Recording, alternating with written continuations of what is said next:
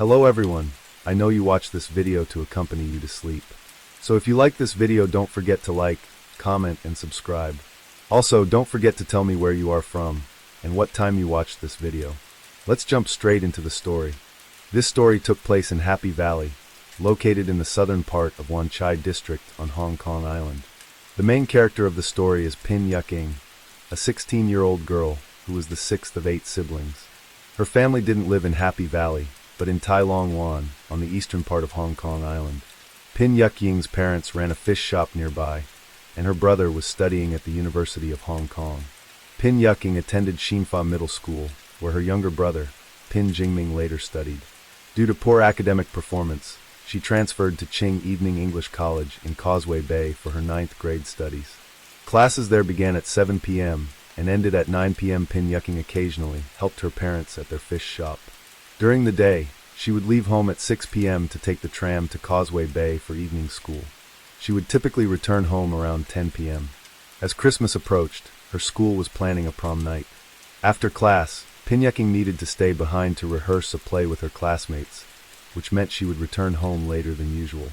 One day, Pin Yucking left home to attend her evening class, just like any other day.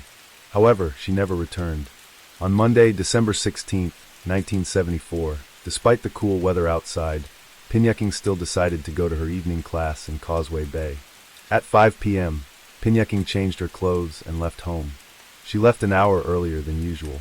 By 6 p.m., Pin Yucking called her close friend Chin Bingbing, a former classmate from Xinfa School. The two were very close, and often went to the movies and shopping together. Although Pin Yucking had transferred schools, she stayed in touch with her old friends. This time, Pin Yucking called Chin Bingbing to ask her to return a pop music cassette tape that Chin had borrowed earlier. During the call, they agreed to meet at the Happy Valley tram station in half an hour. Chin Bingbing lived on Sengquang Road in Happy Valley, which was very close to the tram station. By 6:30 p.m., Chin Bingbing arrived at the tram station with the cassette tape, but Pin Yucking was nowhere to be seen. She waited there for a while, but by 7 p.m., Pin Yucking still hadn't shown up. Since Pin Yucking had a habit of canceling plans in the past, Chin Bingbing thought her friend probably wouldn't show up this time either, so she decided to head back home. That night, Pin Yucking's parents were busy working at their fish shop until late. When they returned home, they were surprised to see that their daughter hadn't come back yet. Remembering that the school was rehearsing for a play, they called her classmates, but the response they received was unsettling. Pin Yucking had not attended school that evening, nor had she participated in the play rehearsal. No one knew where she was. The night passed, and the next morning, a sanitation worker began his usual cleaning routine at the Happy Valley tram station. The station was located on Wong Nai Chung Road, surrounded by tall buildings and shops. The worker had to make sure the streets were clean before the businesses opened for the day. When the worker reached the front of a veterinary clinic at 212 and 213 Wong Nai Chung Road, he noticed a large cardboard box tied with rope placed in front of the clinic. The box was about 35 inches long and 24 inches wide. Finding it odd that such a large box was left in front of the clinic, the worker tried to push it, but it didn't move. Thinking it might belong to the clinic, he decided not to pay it much attention. By a little after 8 a.m., as the veterinary clinic was about to open, an employee arrived at the clinic. He also noticed the cardboard box, but since it didn't belong to the clinic and was blocking the entrance, it was causing an obstruction to their business. The employee tried to move the box, but found it too heavy to lift on his own. He called a colleague for help, and together they carried the box to the side of the road, not too far from the clinic. 2 hours later, a police officer was patrolling Wong Nai Chung Road. When he approached the front of the veterinary clinic, he saw the cardboard box on the sidewalk obstructing traffic. The officer asked around, but no one claimed ownership of it. He then used scissors to cut the rope and open the box. What he didn't expect was to find the naked body of a woman inside, wrapped in newspapers. Shocked by the discovery, the officer immediately used his radio to report the incident to the command center. Since it was rush hour, there were many people passing by. A curious crowd quickly gathered to see what was happening. Not long after, backup police units arrived at the scene. They cordoned off the area and began their investigation. Inside the box was the body of a young woman, completely nude, with her arms tightly curled around her body. The only items found in the box were a few old newspapers and no clothing or personal belongings of the victim were discovered. Forensic experts found traces of copper fragments on the body, a piece of red adhesive tape in her hair, and some paint particles on her elbows. A small white piece of paper stuck to her elbow had 2 words written on it due to damage. It was possible that the victim had been in a repair shop for electrical appliances before her death. Police also found some fabric fibers under the victim's fingernails, possibly from contact with the perpetrator's clothing. The box containing the woman's body was 35 inches long, 24 inches wide, and 24 inches high. It had originally been used to store a Hitachi television. There were several fingerprints left on the box, but all the individuals linked to those prints were cleared of suspicion. The autopsy revealed that the victim had numerous bruises on her body, suggesting she may have been tortured before death, but there were no signs of sexual assault. Her breasts were removed post-mortem, and her pubic hair had been burned with a hot object.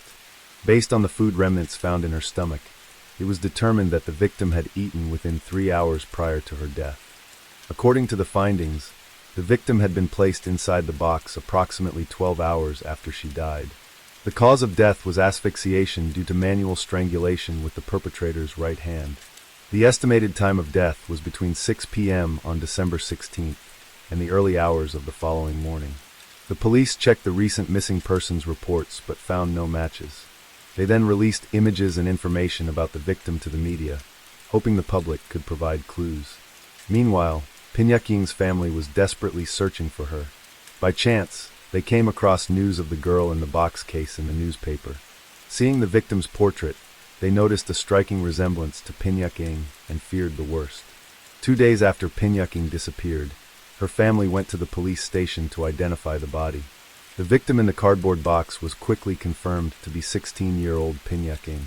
Once the victim's identity was confirmed, the Hong Kong police immediately set up a special task force led by the famous detective known for his bald head. Investigators began tracing Pinyakying's movements before her death, starting by questioning her younger brother, who was the last person to speak with her, and her classmate Qin Bingbing. Pinyakying's younger brother, Ping Jingming, reported that on the day of the incident, he had returned home earlier than usual after finishing his exams. His sister, Pinyakying, had already prepared lunch, and the two of them ate together. Around 4 p.m., Pinyakying received a phone call. About 7 minutes later, she received another call, both lasting about 2 to 3 minutes. Pinyakying then told her brother that before going to her evening class, she would stop by a newspaper office in North Point to help her older brother post an advertisement, and that she would be leaving the house at 5 p.m. instead of her usual 6 p.m. However, upon investigation, the newspaper office in North Point reported that they had not received any advertising request from Pinyakying. Additionally, the office had closed at 5 p.m. that day, the same time Pinyakying had just left her house. As for Chun Bingbing, she told the police that she had known Pinyakying for 4 years, having met her at Xinfa School. Even after they attended different schools, they remained in touch. 6 months earlier, while out shopping together, Pinyakying had bought a pop music cassette tape, which Chun Bingbing later borrowed. On the afternoon of the incident, Pinyakying called Chun Bingbing, asking her to return the cassette tape. They agreed to meet at the Happy Valley tram station. Chun Bingbing arrived at the agreed time, but by 7 p.m. there was still no sign of Pinyakying, so she decided to leave. She also added that Pinyakying often arrived late or canceled plans. They had arranged to meet at the Happy Valley tram station multiple times before, and Pinyakying had failed to show up 4 or 5 times already. So this time, Chin Bingbing didn't think much of it and assumed her friend had canceled again. Interestingly, when Chin Bingbing recalled their conversation, she remembered that there was a lot of background noise where Pinyakying was, and her voice sounded hurried and anxious. Sensing that her friend was in a rush, Chin Bingbing quickly grabbed the cassette tape and headed to the tram station, never imagining that something terrible would happen to Pinyakying. Next, the police went to Daiching Evening English College in Causeway Bay, where Pinyakying was studying, to investigate. The police asked the teacher for the attendance record from the night of the incident, but the teacher reported that the list had gone missing. The teacher added that the day after Pinyakying disappeared, her family had visited the school to inquire about her. At that time, the teacher checked the attendance list and noticed that Pinyakying had not attended class that evening. He then set the list aside, but strangely, when he later went to look for it, the attendance record had vanished. The police continued gathering information from Pinyaking's classmates. They described her as an energetic and cheerful girl with a particular love for ice cream. She had never had a boyfriend, and her parents were very strict, so she rarely interacted with boys. Pinyak Ing had a strong passion for acting, and was planning to participate in a Christmas performance. She and her classmates had been rehearsing after school many times, and she had never missed a session. The day of the incident was the only time she didn't show up. Pinyak Ying's family confirmed what her classmates had said. They added that she didn't like associating with male classmates. However, there was a boy from Taiwan, a fellow student, who had pursued her, but Pinyak Ying rejected him. Afterward, the boy started spreading false rumors about her at school. One of the rumors claimed that Pinyak Ying's family was involved with organized crime. Some students believed the rumors and were too afraid to get close to her. Later, Pinyak Ying's older sister went to school to talk to the boy from Taiwan. After investigating the situation, the police considered the boy a possible suspect and searched for him to get a statement. However, after Pinyak Ying's murder, the boy had seemingly disappeared. Sometime later, the police located him, but he provided an alibi proving he wasn't the one who killed Pinyak Ying. At first, the police were almost certain that the boy was the culprit and believed the case was about to be solved, but now this lead had gone cold, leaving the case at a standstill. They turned their investigation toward the cardboard box that contained Pinyak Ying's body. According to their investigation, the box was originally used to package a Hitachi 17-inch TV, model S67B. This particular TV model had been sold in Hong Kong for 2 years prior to the incident.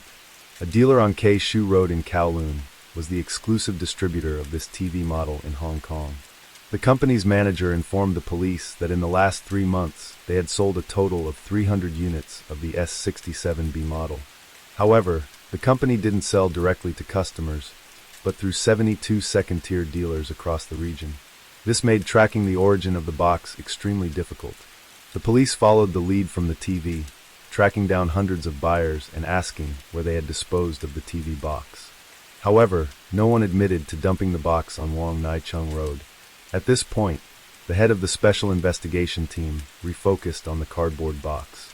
He noted that the box was originally designed to hold a TV, but the perpetrator used it to contain a body, which would make it extremely heavy. It would be difficult for one person to move the box, and if they tried, the box would likely become deformed or even damaged. However, this particular box was tied with a rope at the bottom for support, showing signs of light dragging, but overall, it remained intact and in fairly good condition. The inspector then asked team members to recreate the crime scene. A female officer with a similar build to Pinyak Ying lay inside the box in the same position as the victim was found. Through the experiment, they discovered that the box, with a person inside, was too heavy for one person to carry and would require 2 people. However, if 2 people were to lift it, the box would become significantly deformed during the process and could not be moved a long distance. So, how did the perpetrator manage to transport the box with the body to Wong Nai Chung Road? To clarify this, the police examined 50 popular car models on the market at the time. The results showed that neither the back seats nor the trunks of any of these vehicles could fit the 17-inch TV box. It's possible that the perpetrator used a truck to transport the box to Wong Nai Chung Road, but the police thought this was unlikely. Happy Valley is a densely populated area, and a truck would attract attention. Additionally, unloading items from a truck would raise suspicion. However, there were no reports of any suspicious trucks seen in the area on the day of the incident. Furthermore, if the perpetrator had used a truck, they could easily have transported the box to a remote area outside the city, making it harder to detect. After further consideration, the bald-headed inspector suddenly had an idea. The initial crime scene might not have been elsewhere, but was actually in Happy Valley, where the body was found. In combination with the discovery of copper fragments on the victim's body, investigators conducted a thorough search of all factories and electrical repair workshops in the Happy Valley area. They also interviewed nearly 750 electricians. However, they did not uncover any suspicious leads. As time passed, it was nearing the end of December, about 20 days after the crime. While conducting field investigations, a police officer accidentally stumbled upon an important clue. He noticed a large number of technical devices and cardboard boxes in the attic of an ice cream shop, resembling a small workshop. The ice cream shop, named in May, was not only located on Wong Nai Chung Road in Happy Valley, but it was also right next to the veterinary clinic where Pin Yuk Ying's body was found. Remembering that Pin Yuk Ying's classmate had mentioned she loved ice cream, the officer had a hunch that there might be suspicious about this ice cream shop. He immediately reported his findings and suspicions to his superiors. 2 weeks after the incident, the police obtained a search warrant and went to an May ice cream shop to investigate. The shop was primarily divided into 3 areas. The front section where ice cream was sold to customers, the back area used for repairing vending machines, and the attic where tools and miscellaneous items were stored. There was also a phone line installed in the attic. Upon careful inspection, the police found copper wires, red adhesive tape, paint, cardboard boxes, newspapers, a welding machine, and other items in the attic. These items were in some way connected to Pin Yuk Ying. The manager of a May ice cream shop stated that the items stored in the attic were mainly used to repair the shop's vending machines. The newspapers were purchased by the shop, and after everyone finished reading them, they were stacked neatly and periodically collected for recycling. While there were cardboard boxes in the attic, they were all small boxes and none were large enough to fit a TV. The manager then provided the police with the employee's schedule for the night of the crime. According to the schedule, the only employee working that evening was a man named Oh-young Ping-kung. During the police search, Oh-young appeared visibly anxious and tense, his facial muscles twitching. From the moment they entered the shop, the sharp-eyed officers had taken note of his behavior and quietly observed him. Their instincts told them they were on to something this time. The next day, the police brought Oh-young in for questioning. During the interrogation, the police used various coercive tactics such as pouring soda into his nose and brutally beating him. However, Oh-young Ping-kong maintained that he did not know Pin Yuk Ying and could not have killed her. Since there was no additional evidence, the police were forced to release him. The forensics team conducted an analysis of the evidence collected from the ice cream shop. The results showed that the copper fragments, paint, and red adhesive tape were the same types as those found on the victim's body. The newspaper from the ice cream shop was also the same issue used to wrap the body. The small white note with the words, "due to damage," found on the victim's elbow matched a note with the words, "repaired," found in the attic. The police then searched the home of the suspect, Oh-young Ping-kung, and confiscated 3 sets of clothing. The forensic results confirmed that the fabric fibers found under Pin Yuk Ying's nails matched Oh-young's suit. Additionally, 2 green wool fibers of unknown origin found on his suit matched the green wool fibers found on Pin Yuk Ying's body. Based on the evidence gathered, the police developed a theory. On the afternoon of the crime, after leaving her home, Pin Yuk Ying went to the newspaper office in North Point to help her brother place an advertisement. When she arrived, she found the office was closed, so she left and was preparing to head to her evening school. With extra time on her hands, Pin Yuk Ying wandered the streets alone. When she reached Wong Nai Chung Road, she noticed an ice cream shop called in May. Since she loved ice cream, she decided to stop in. After buying her ice cream, Pin Yuk Ying suddenly remembered that her close friend Chin Bingbing lived nearby, also in the Happy Valley area. That evening, Oh-young Ping-kung was working at a May ice cream shop. Pin Yuk Ying asked if there was a phone in the shop. Oh-young Ping-kung led her upstairs to the attic to make the call. The phone call that Pin Yuk Ying made to her friend Chin Bingbing was from a May ice cream shop. At that time, no one else was in the shop and Oh-young began harboring ill intentions. Pin Yuk Ying fought back fiercely and tried to escape. Oh-young then strangled her from behind with his right hand. Due to excessive force, Pin Yuk Ying was strangled to death. Realizing he had committed a crime, but still needing to attend to customers since the shop was open, Oh-young hid the body in the attic and continued to serve customers. Once the shop closed, he locked the front door and returned to the attic. He undressed Pin Yuk Ying, burned her pubic hair with a hot object, and cut off her breasts in an attempt to mislead the police, making them think the murderer was a psychopath or mentally unstable. He then found a large cardboard TV box nearby and stuffed Pin Yuk Ying's body inside. Since the box was too heavy and dragging it would leave marks on the bottom, Oh-young decided to dump it in front of the veterinary clinic next door. He thought, the most dangerous place is the safest place. This tactic was indeed clever. Initially, the police had no suspicion that the killer was right in front of them. However, Oh-young left too many clues behind and ultimately could not escape justice. The suspect, Oh-young Ping-kung, 28 years old, lived in Saigon, Hong Kong. He worked as an office clerk at a factory on Wong Gong Road. Both of his parents had passed away, and his financial situation was not well off. Ouyang Pingkung met his wife, Zhang Jinfang, in 1972, 2 years before the crime took place. After a year of dating, the two got married. Their relationship was strong, and they had a daughter. In the year of the crime, his wife was pregnant with their second child, a son. To earn extra income to cover living expenses, Ouyang Pingkong started working part-time in the evenings at an inmate ice cream shop for months before the crime. According to the shop's policy, employees were allowed 1 day off per week, but in order to make more money, Ouyang worked even on his days off. Ouyang's life was quite busy. Every day, he would work at the factory in Kuantong starting at 8 a.m. After finishing his shift at 5 p.m., he would head straight to an inmate ice cream shop, usually arriving around 5:40 p.m. At this time, the daytime staff were still finishing their shifts. Ouyang's shift was from 6 p.m. to 10 p.m., but because there was a lot of work at the ice cream shop, he typically didn't return home until 11 p.m. Sometimes his wife would prepare dinner for him, and other times, the couple would go out to eat together. The police interviewed Ouyang's wife, who confirmed that her husband came home around 11 p.m., as usual, and didn't show any unusual behavior. That night, they stayed in and didn't go out. She described her husband as a hard-working man with ambition. The neighbors also said that Ouyang was polite and soft-spoken, always greeting people courteously. The police then returned to May ice cream shop to continue their investigation. According to the timekeeping records from the day of the crime, Ouyang arrived at the shop at 5:40 p.m. and finished his shift at 10:30 p.m., just like on any other day. The ice cream shop's manager explained that to enter the shop, one must pass through 3 doors.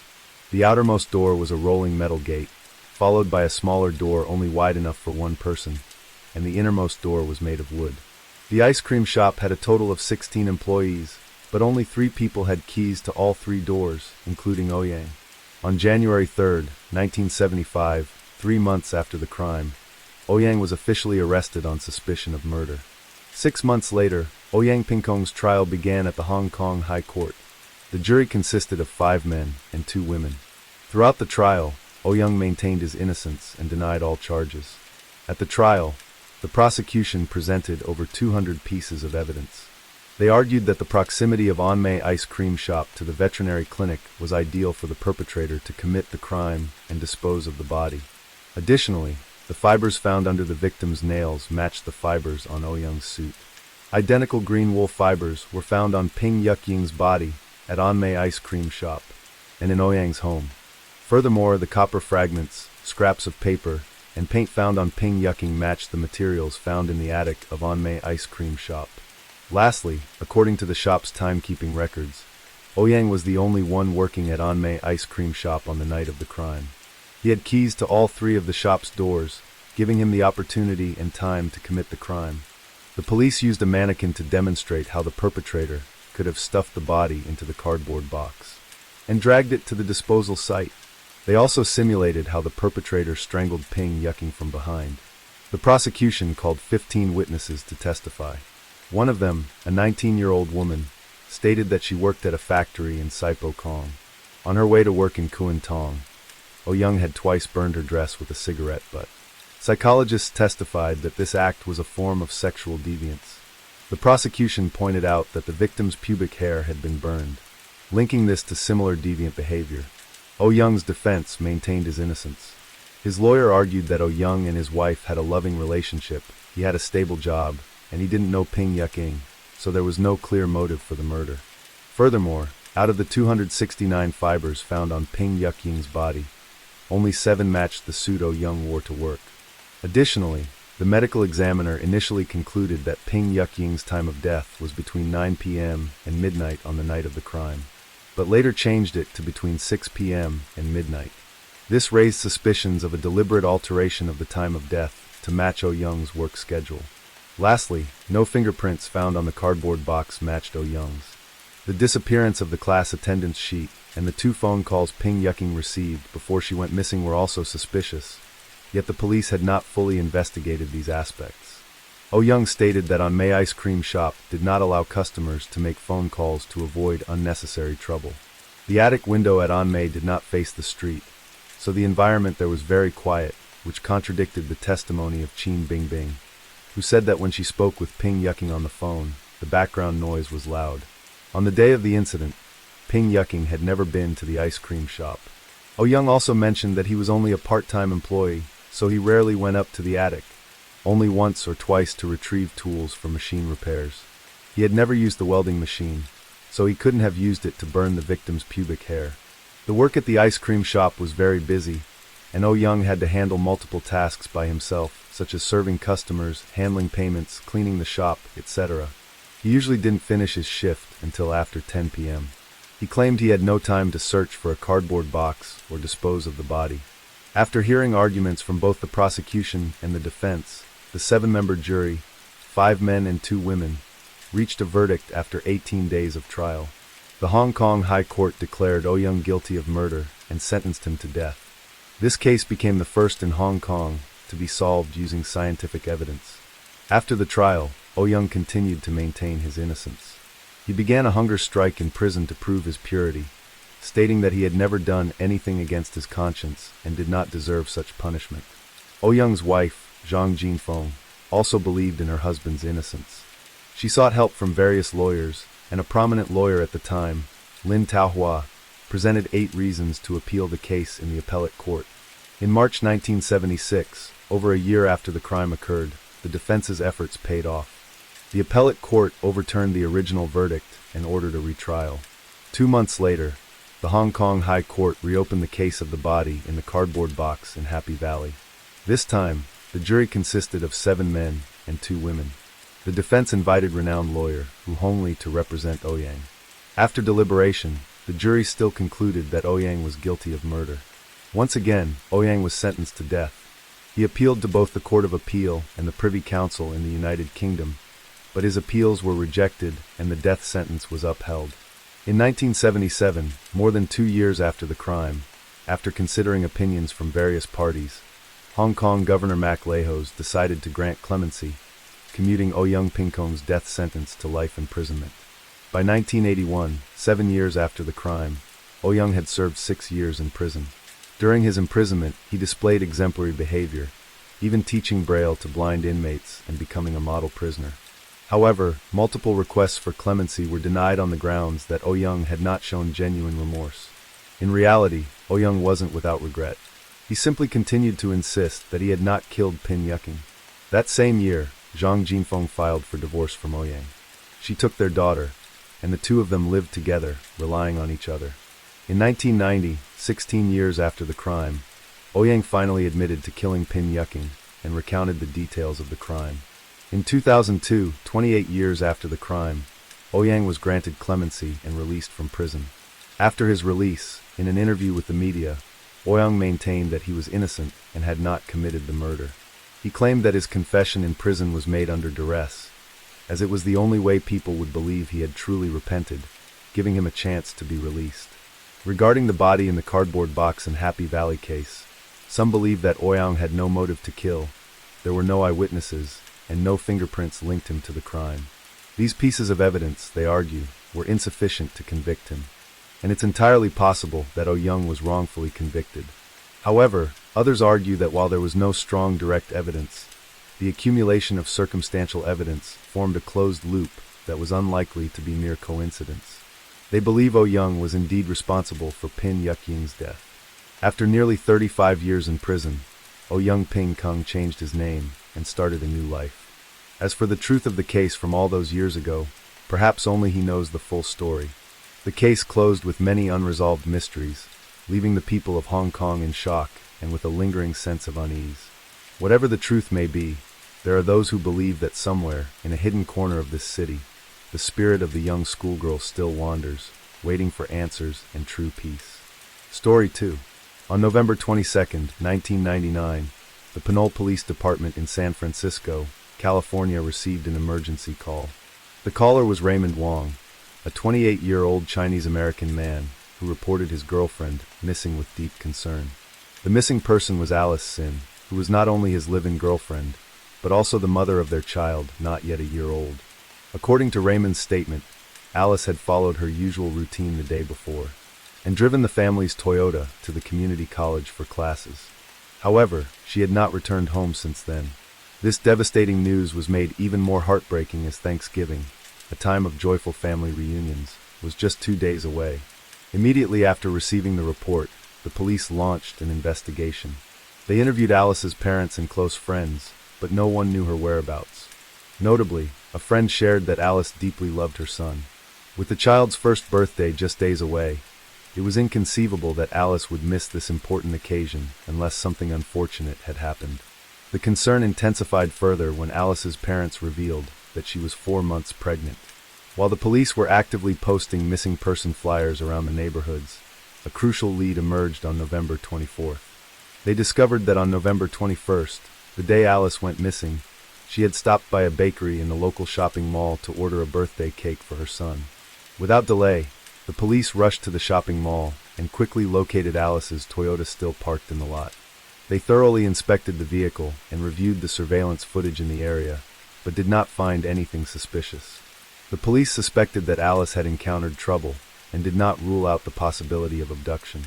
Therefore, they decided to interview Raymond, Alice's boyfriend, to gather more information.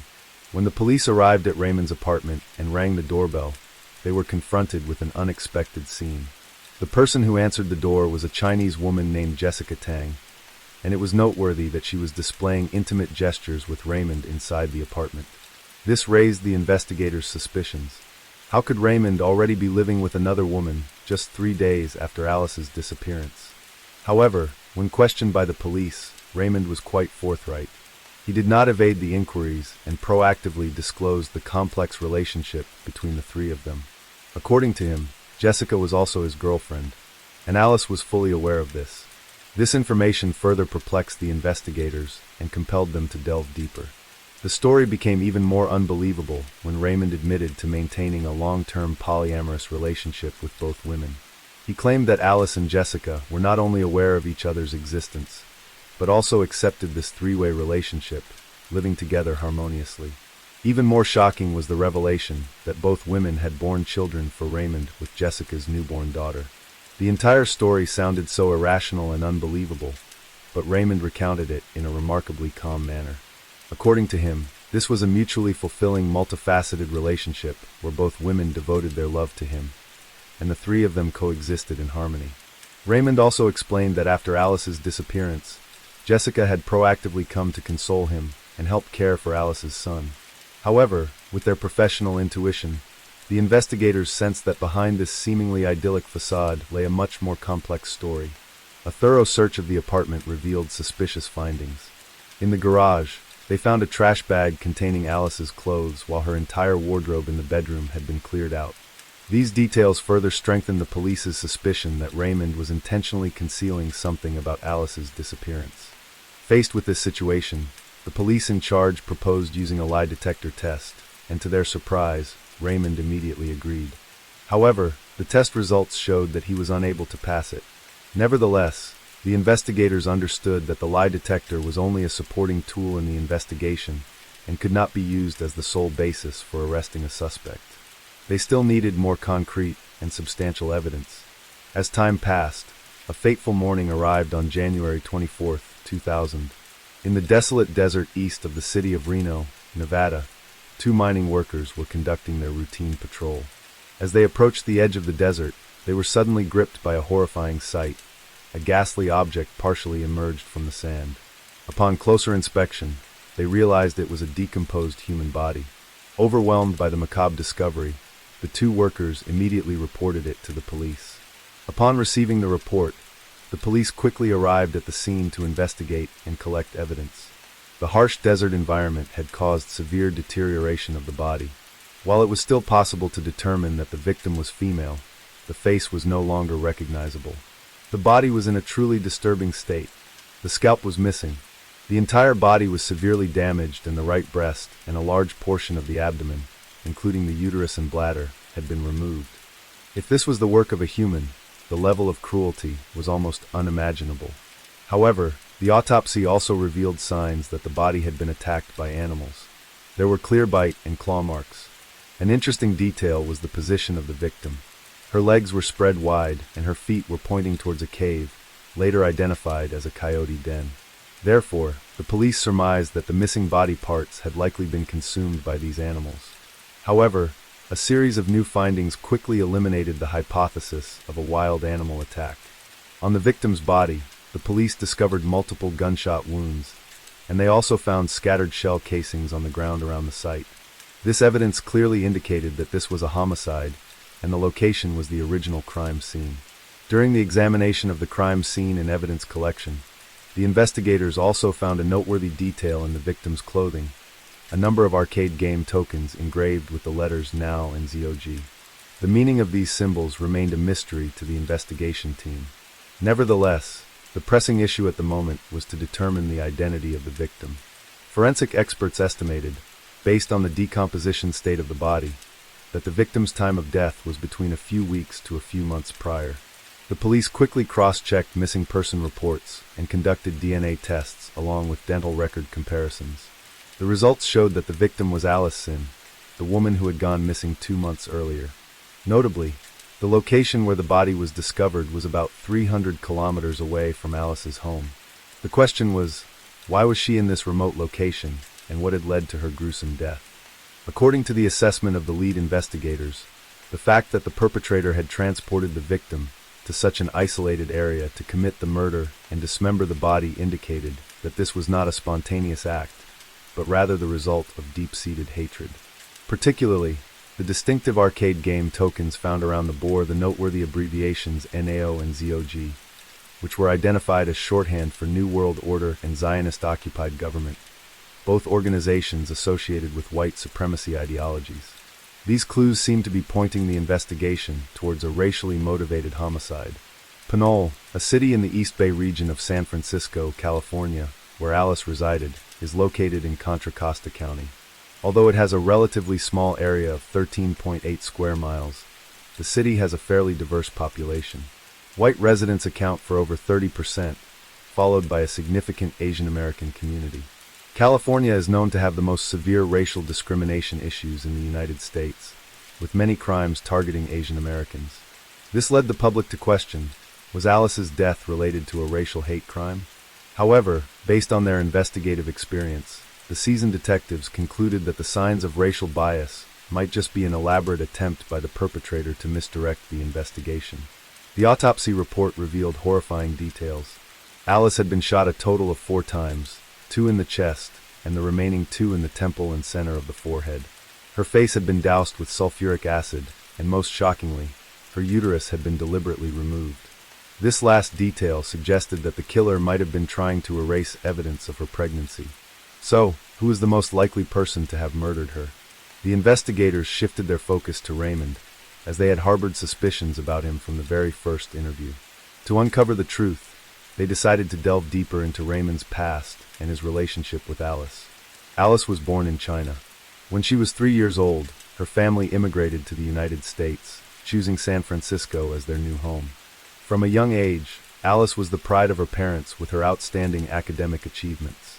Her talent and dedication were demonstrated when she earned admission to the University of California, Davis, one of the top public universities in the U.S. With this prestigious acceptance, a bright future seemed to be awaiting Alice. However, her parents could never have imagined that a romance blossoming during her college years would become the fateful turning point that would change the course of their daughter's life. During her freshman year in college, Alice began dating a young man named Tom. Their student romance was simple and pure. They were compatible in personality and enjoyed the joys of youth together, hardly ever leaving each other's side. However, a party that Tom took Alice to become a defining moment in her life. It was there that she was captivated by an Asian-looking man. His name was Raymond Wong, a 26-year-old technology consultant. Both Raymond and Alice were immigrants. While Alice's family came from China, Raymond had immigrated from Hong Kong with his parents since childhood. Their shared experiences of immigrant life created a special bond between them. For a freshman like Alice, the image of the successful tech entrepreneur that was Raymond proved irresistible. It wasn't long before Alice decided to end her relationship with Tom and embarked on a passionate romance with Raymond. Their new relationship had barely progressed when a surprise occurred. Alice discovered she was pregnant. This news was like an earthquake shaking the burning passion between the two. Alice now faced a life-altering decision. Should she continue on the promising path of her education, or step into the role of motherhood at such a young age? After much inner turmoil, Alice made the final decision. She chose to keep the baby. This decision was driven by her deep love for Raymond, as well as her inability to abandon the life growing within her. To pursue motherhood, Alice had to put her college dreams on hold. While deeply saddened to see their daughter give up such a valuable educational opportunity, Alice's parents still respected her decision and offered their sincere blessings, for they understood that becoming a mother is a sacred journey for a woman. Afterward, Alice moved in with Raymond and began a new chapter in her life. After the baby was born, she truly became a loving mother. Although she had to care for the child during the day and attend classes at night, Alice felt her life was filled with joy and happiness. As for Raymond, he also demonstrated responsibility, not only providing amply for the small family, but also succeeding in real investments. On the surface, this appeared to be a perfect happy family. However, a crucial question remained unanswered. When did Raymond start his polyamorous relationship? And what made Alice accept such a compromising situation? Emails extracted from Alice's account gradually revealed a heartbreaking truth. Completely contradicting Raymond's claim of a harmonious three-way relationship, the discovered emails painted a very different picture. Alice and Jessica were indeed aware of each other's existence, but they were in fact bitter rivals, not accepting co-wives. The exchanges between them were filled with hatred and vicious attacks, with each woman asserting that she alone deserved Raymond's love.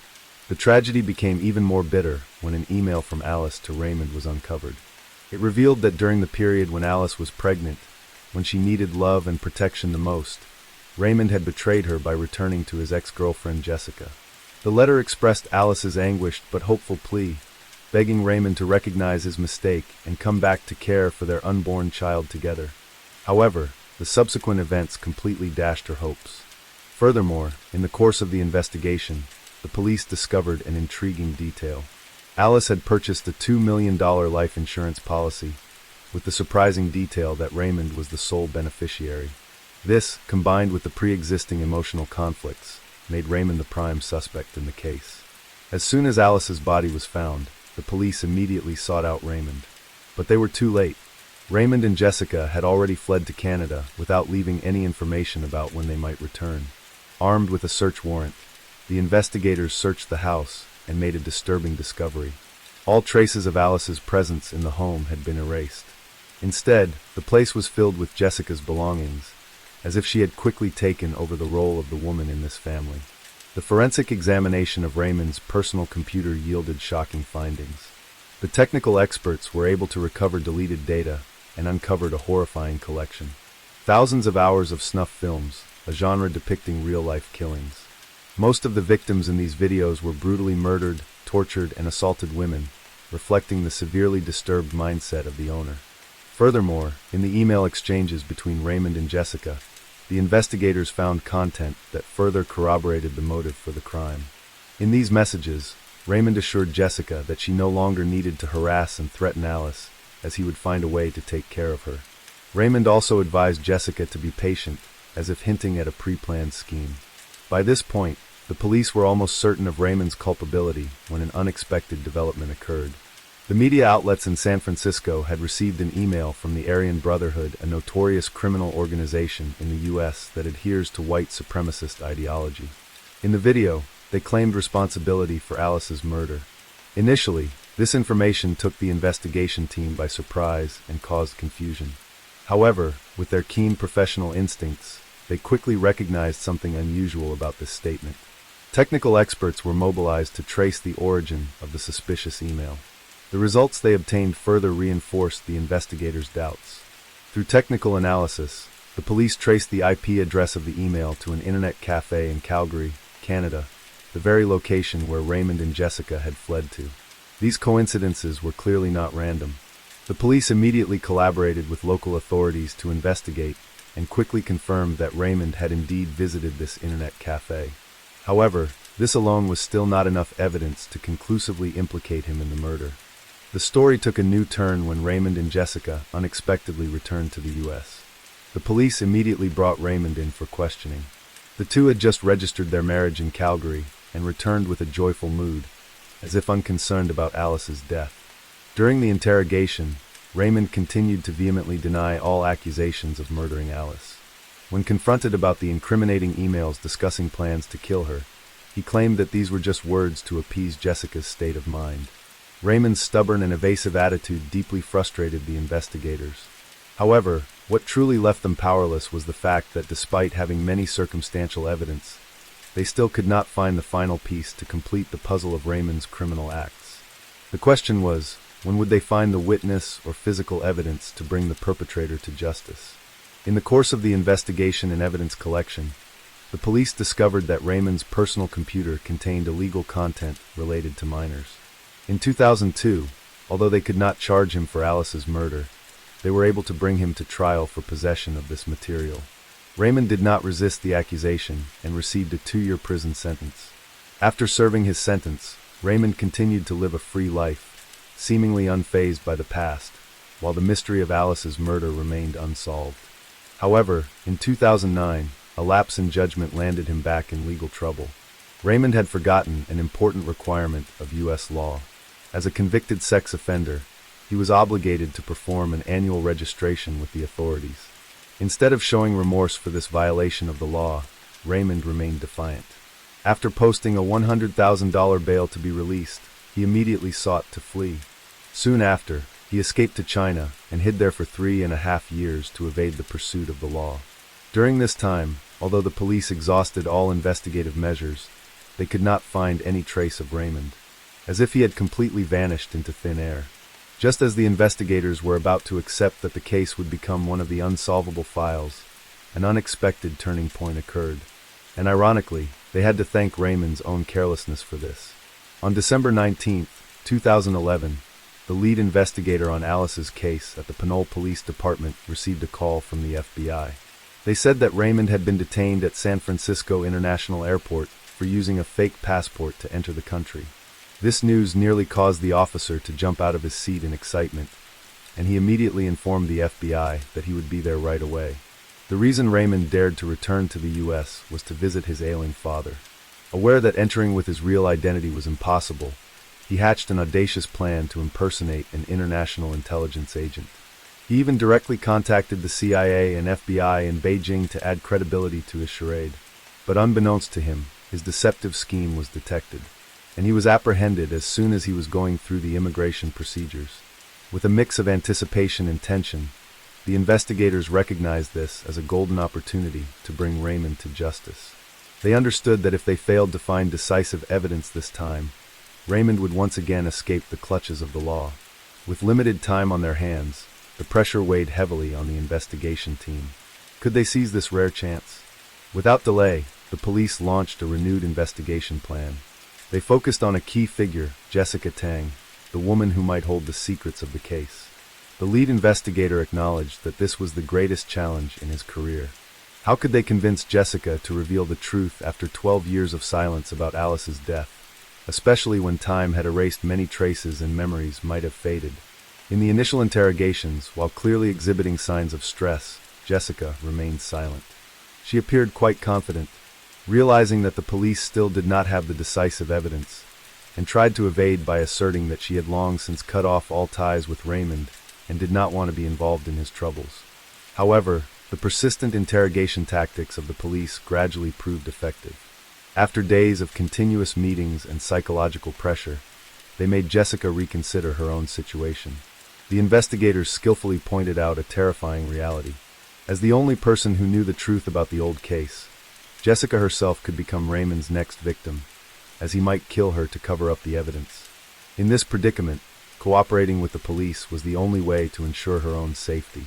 Jessica could no longer keep this horrific secret any longer. With a trembling voice and a state of panic, she began to recount the details of the fateful trip to the desert, a journey that had ended in a gruesome crime. Everything started on November 21st, 1999. Raymond had driven Jessica and Alice to the remote desert area of Churchill County, Nevada. Raymond had devised an ingenious plan. He made Alice believe that the purpose of the trip was to kill Jessica. But this was merely a well-orchestrated act. In reality, the one Raymond targeted was Alice herself. Only Raymond and Jessica knew the truth about this malicious scheme, while Alice was completely unaware that she was heading towards her own demise. Jessica recounted that she was sitting in the back seat witnessing the intense argument between Raymond and Alice throughout the journey. When the car reached an isolated location, far from the main road and the park, Raymond asked Jessica to remain in the vehicle while he and Alice got out to continue their dispute. Just a few minutes later, the tranquility of the desert was shattered by the sound of gunshots, and Jessica witnessed Alice collapsing. But the tragedy did not end there. Raymond returned to the car, dragged Jessica out, and coerced her into becoming an accomplice by shoving the gun into her hand, ordering, "You have to do it too." Faced with this dilemma of no escape, Jessica understood that if she did not comply, she could be the next victim. In a state of panic and sheer terror, she turned away and tremblingly pulled the trigger. Raymond instructed Jessica to return to the car first, while he stayed behind alone with Alice's body. What happened next was a horrific scene as Raymond carried out depraved and brutal acts of mutilation on the victim. To cover up his crime, he scattered the game tokens engraved with the symbols of the white supremacist organization around the body in an attempt to misdirect the police investigation towards a racially motivated crime. With the detailed confession from Jessica, the police had sufficient grounds to arrest Raymond for murder. The investigation continued to uncover more important clues. They discovered that on the way to the desert, Raymond had stopped at a rest area, and later they found a witness at that location, further corroborating the evidence against Raymond. On May 27, 2015, after 15 long years since the crime occurred, justice was finally served. In court, with the irrefutable evidence and testimony, the jury reached the final verdict. Raymond was guilty of first-degree murder. The sentence was 50 years to life, ensuring that this brutal killer would pay the price for his crime. As for Jessica Tang, while admitting her role as accomplice in the case, she received a reduced sentence of 5 years of probation due to her severe heart condition. It has been 15 years since Alice's tragic death, and justice has been served. In 2018, Raymond attempted to appeal the sentence, but the court dismissed his request. Now this murderer will have to spend the rest of his life behind bars, with no more opportunities to harm any other women. Looking back at this case, the local prosecutor in charge lamented 21-year-old Alice was a warm, loving mother and a grateful daughter. She deserved an extraordinary life. In recent years, we have often heard the term love-struck brain. It refers to those who in the throes of love lose their rationality and self-awareness, caring for nothing else. Imagine if at 19 years old, Alice had not given up her precious opportunity to study at a top American university for the sake of love. Would she have had a completely different life? If she had chosen to leave when she discovered her boyfriend's infidelity, could she have avoided that fateful journey to the desert? On September 11, 1996, a horrific incident occurred in the Yangpu district of Shanghai, China. An elementary school teacher named Yang Yuxia used acid to disfigure the faces of a mother and daughter, leaving the 8-year-old girl completely blind in both eyes. This tragedy stemmed from an extramarital affair, as the victims were the wife and daughter of Su Guizhou, Yang's secret lover.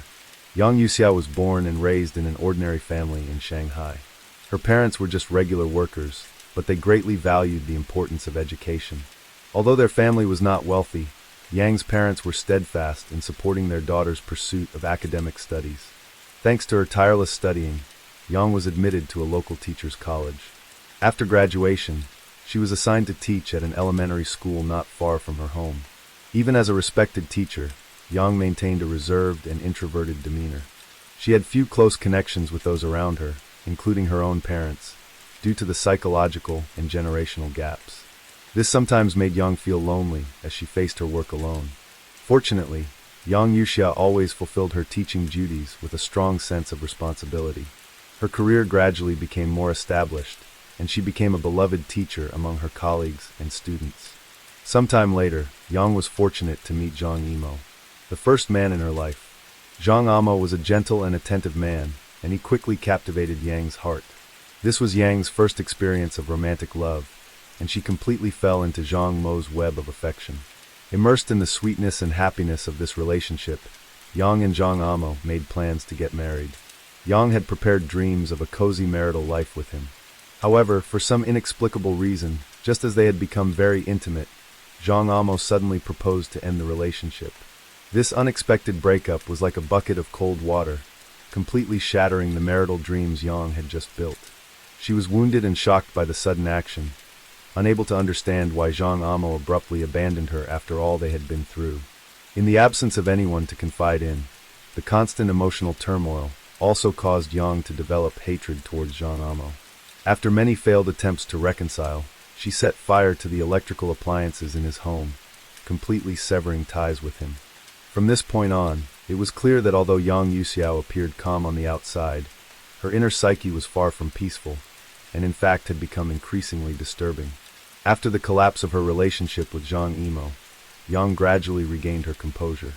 In 1991, during a school event, she met Li Chunqing, a man with good education, knowledge, and vision. In the course of their conversation, Yang quickly became captivated by Li's polite and courteous manner of speaking. After multiple contacts, we also developed feelings for Yang. Soon after, they decided to get married. However, married life was not as sweet as Yang had imagined. They often argued over trivial matters in their daily life. These conflicts did not change even after Yang gave birth to a child. Both of her relationships had not turned out as she had hoped, leaving Yang frequently discontented but powerless to do anything. Unexpectedly, in January 1996, Yang accidentally encountered her old neighbor, Su Guochu. Su was nearly 40 years old, but still had a quite handsome appearance. Although Su was already married, when faced with Yang's refined demeanor and gentle words, he found it difficult to suppress his excitement, and often hinted at an ambiguous relationship with her. After learning that Yang's marriage was unhappy, Su felt he had a chance, and later even invited Yang to go out with him. During a dance session, both of them were drunk, and in their intoxicated state of amorous passion, took Yang back to his home. At that time, Su's wife, Gu Xiaoping, and daughter, Su Lijun, were visiting the paternal grandparents. The man and woman took advantage of this opportunity to cross the line and develop a secret romantic relationship. Su Guochu was a mature and stable man. He could empathize and be tolerant of Yang's stubbornness. Su's courteous and refined behavior revived Yang's long-suppressed heart.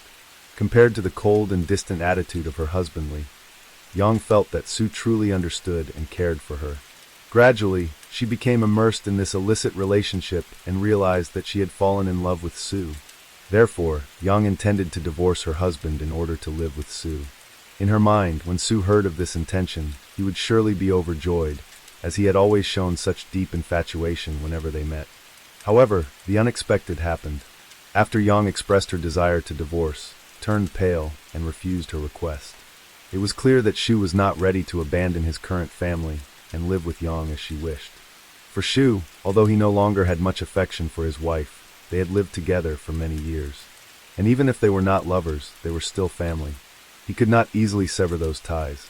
Moreover, his 8-year-old daughter Li Jun was very pitiful, and he absolutely could not abandon her. In the past few months of interacting with Yang, he had heard her express extreme and malicious discontent towards her former lover and husband on multiple occasions, making Shu realize that Yang was not as gentle and refined as she appeared on the surface. This made him want to end this inappropriate relationship as soon as possible. After Yang shared her intention to live with Shu, he showed great hesitation and refused her proposal. This made her realize that Shu was only lusting after the pleasure of the illicit relationship with her and did not truly love her or want a long-term commitment. These successive emotional wounds further heightened Yang's mental state of tension. Her hatred gradually intensified. Finally, on August 8th, Su officially declared the end of his relationship with Yang. He even offered 5,000 yuan as compensation for her. This triggered a furious outburst from Yang. She threatened that she would not let Su's family live in peace. In the tense atmosphere, they parted ways in discord. After Su officially ended the relationship with Yang, the two began to argue constantly, even escalating the conflict to the police station and Su's home. On September 5, 1996, Yang went to Su's home and used glass to shatter the window, hoping to create conflict between Su and his wife. However, the unexpected happened. Su had already confessed his affair to his wife and been forgiven. When Su's wife Xiaoping saw Yang's frantic behavior, she did not get into a loud argument, but simply pulled the curtains, ignoring Yang's provocation. To stop Yang's harassment, even reported the incident to the party branch at the school where she worked, hoping they could intervene and persuade Yang to desist. However, this action of Su only further angered Yang. When summoned to the school to talk, Yang realized that her private matter had been known to the school leadership and her colleagues. She mechanically answered the questions, but internally, Yang's rationality was gradually unraveling. Su later regretted saying, Yang Yuxiao was a bomb, and I was the fuse. In fact, the fuse had started hissing from that day. On September 9, 1996, Yang used the pretext of unblocking a toilet to obtain 500 milliliters of 95% concentrated sulfuric acid from a student's parents. This parent had suggested that Yang could use something else to unblock the toilet, but she insisted on using sulfuric acid. She later divided this acid into 2 portions. September 10th was Teacher's Day, which also happened to be Yang Yuxia's birthday. Normally, this would be a joyful day for an elementary school teacher like Yang. In the afternoon, Yang brought home a bottle of sulfuric acid and a stack of greeting cards. Together with her husband Li Chuanxing and daughter, Yang read the thank you messages and blessings that the students had written for her. In the evening, Yang took her daughter and other teachers to go out and have dinner. Surprisingly, Li Chuanxing also showed an unusually gentle side, telling her to come home early so he could cook longevity noodles for her. However, these considered actions were unable to appease the anger and desire for revenge smoldering within Yang. She had been too deeply wounded by the previous betrayals. Yang knew that Su loved his daughter the most, so she would make him suffer for the rest of his life. She had even written a suicide note in advance to send to her husband Li Chuanxing. I cannot forgive myself. I must take revenge. I must regain justice from the lecherous beast who deceived and toyed with my feelings, causing him to be tormented by conscience and morality for the rest of his life. I now deeply regret. Why didn't I handle our marital relationship well from the beginning? Why couldn't I be more tolerant and understanding of each other? Please don't let our child come when I'm on trial. She is still young. She won't be able to bear it. On the morning of September 11th, Yang went to Shuli Jun School, Yangpu District No. 1 elementary school in Shanghai. She lied to the school that Su's father had asked to pick up the child, successfully luring Shuli Jun out of the school and taking her to a deserted construction site she had scouted beforehand.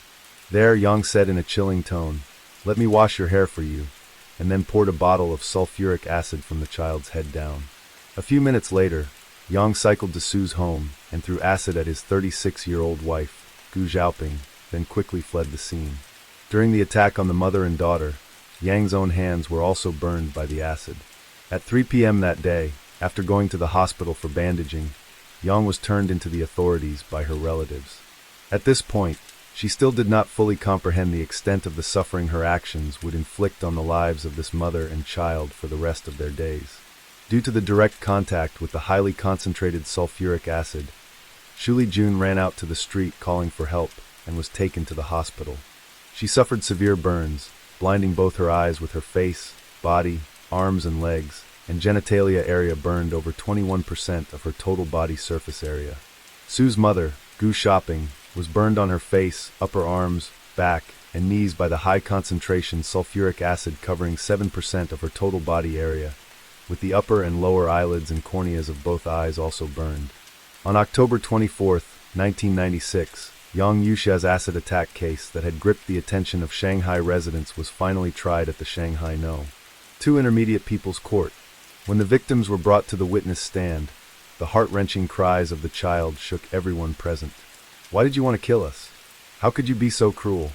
The entire courtroom erupted in furious shouts. The judge had to pound the gavel multiple times to restore order, as people's emotions were highly agitated. The agonizing sight of the child and the mother's screams traumatized all present. Even the reporters at the scene shared that their hands holding the cameras were trembling.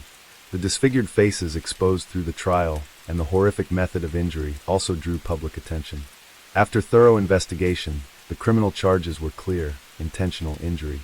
When the trial began, Yang Yuxia, the woman who had been the talk of Shanghai for over a month, appeared before everyone. She was short, wearing a small floral blouse and looked frail in black-framed glasses, almost unrecognizable as the cruel acid attacker. Legally, Yang Yuxia had surrendered herself, and she also had a young child. In fact, Yang Yuxia herself was aware of the cruelty of her own actions. She had prepared herself to face the death sentence. On the morning of December 10, 1996 at 9:55 a.m., the Supreme People's Court of Shanghai rejected Yang Yuxia's appeal for causing injury to innocent victims through vicious means with severe consequences, upholding the death sentence to be carried out immediately. At 10:50 a.m., Yang Yuxia, wearing a red robe, was escorted to the execution ground. With a thunderous gunshot, she used her own life to end the consequences of this extramarital affair. Story 3. The story begins in 1939. Encouraged by domestic policies, many Japanese citizens migrated to islands occupied by Japan to live and work. Among them was 16-year-old Kazuko Higa. She embarked on a long journey from Okinawa, Japan to Saipan Island with the purpose of seeking refuge alongside her brother. Soon after her arrival, Kazuko found a job as a staff member at a local cafe. Her youth and beauty attracted admiration from many young men. One of them was Shoichi Higa, a young man also from Okinawa. Fortune smiled upon Shoichi, and after pursuing Kazuko, the two began dating. At 18 years old, Kazuko married Shoichi. Due to Japan's limited land area, the Japanese government began migrating its citizens and expanding its control over many islands in the Pacific. Shoichi's main role on the island was to oversee the labor of workers. Their married life was initially filled with happiness. In 1944, Shoichi's work responsibilities changed, and he was transferred to Anadahin Island, bringing Kazuko along with him. Joining them was Kikuchiro Higa, a plantation manager. Anadahin Island, part of the Mariana Islands in the Pacific Ocean, is located about 110 miles north of Saipan. This small, oval-shaped island spans approximately 5.6 miles in length, 2.3 miles in width, and has an area of nearly 12.4 square miles. The island is home to a volcanic mountain rising about 2,600 feet above sea level. It is surrounded by large coconut groves that had once been thriving plantations, but were later devastated by typhoons, leaving the economy in decline. At the time, only about 20 native residents remained, working on the island. Shoichi's job was to manage and oversee their labor. Not long after they arrived on Anadahin, World War II was nearing its end. Japan was losing its hold on the battlefield, suffering devastating defeats in the Pacific theater. Many islands initially occupied by Japan were being reclaimed by U.S. forces. Concerned for the safety of his younger sister, who was still living on a nearby island, Shoichi decided to leave Anadahin to visit her. Tragically, he never returned. At this point, only a few native inhabitants remained on the island. Among the Japanese, only Kazuko and Shoichi's employer, Kikuchiro, were left. In such dire circumstances, the two grew close and eventually began living together as a couple. However, the tranquility of Anadahin Island did not last. Before long, the island was bombed by U.S. forces. Kazuko and Kikuchiro took refuge in the dense forest at the island's center and managed to survive. Unfortunately, the bombing left the island's plantations completely destroyed, along with nearly all their daily necessities and supplies. They also lost all communication with the outside world. Anadahin had truly become an isolated island. Fortunately, about 40 pigs and 20 chickens that they had been raising survived the devastation. These animals became their lifeline, providing them with the means to sustain themselves. By carefully tending to them, they were able to regain some semblance of peace. But their fragile world was short-lived, as something unexpected was about to happen. On June 12, 1944, 4 fishing vessels were attacked by U.S. forces near Anadahin Island. 3 of the boats sank to the bottom of the sea, and the 4th, heavily damaged, sank shortly afterward. Many crew members perished. One of the boats sank not far from Anadahin Island, prompting the survivors to swim toward it. Eventually, 31 people successfully made it to the island. Among them were 10 Japanese Navy sailors and 21 civilian crew members. All were young men, the youngest being only 16 years old. With no boats left, they had no means of leaving and were forced to survive on the island, relying on wild bananas and coconuts to stave off hunger. Initially, the 31 survivors assumed the island was deserted and cut off from the outside world. That changed one day when, while foraging for wild fruit, they encountered Kazuko and Kikuchiro. Having lived in solitude for some time, the couple was overjoyed to see others. Until then, aside from the two of them, the only other inhabitants of the island were native locals, making communication difficult. Suddenly surrounded by fellow Japanese nationals, it felt like a reunion with countrymen. Kazuko and Kikuchiro enthusiastically helped the new arrivals, sharing food and even tending to their wounds. At first, the 31 survivors split into small groups and settled in different parts of the island. Over time, they grew accustomed to one another and began living together as a single community, including Kazuko and Kikuichiro. With the increased population, addressing food and clothing needs became a top priority. Before long, they had consumed all the pigs and chickens on the island, leaving only wild fruits, crabs, and other seafood. They also resorted to fishing along the shores to avoid starvation. Once food supplies were stable, they learned to ferment coconuts to produce alcohol, indulging their human instincts. Clothing became a secondary issue. While they initially had clothing, the long duration of their stay caused it to wear out. To address this, they fashioned makeshift coverings from tree bark. In this manner, the 33 inhabitants of the island lived peacefully for over a year. On August 15, 1945, Japan officially surrendered, marking the end of the war. However, the people on Anaheim Island were unaware of this development. The U.S. military later relayed the news to the island's inhabitants, but they dismissed it as an American ploy and refused to leave.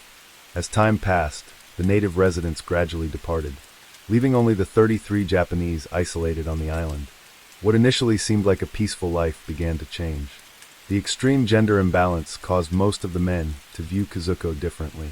After all, they were young men brimming with energy. The atmosphere grew increasingly tense. To prevent potential disorder, a few wise and kind-hearted individuals proposed that Kazuko and Kikuichiro hold a formal wedding ceremony in front of everyone. The purpose was clear: to establish that Kazuko was already taken, discouraging any further interest in her. After the wedding ceremony, the couple moved away from the group and began living independently. This approach proved effective, and life on the island returned to a peaceful state as expected. However, this peace was short-lived. In August 1946, the wreckage of a U.S. bomber was discovered on the island. Among the debris were many useful items, including parachutes that could be fashioned into clothing. Additionally, there were 4 damaged pistols and 90 rounds of ammunition. Since some of the island's inhabitants had prior military experience, they were skilled in handling firearms, and ultimately, 2 of the 4 pistols were repaired. Equality among the islanders vanished at this point. On this isolated island, power shifted to whoever possessed the guns.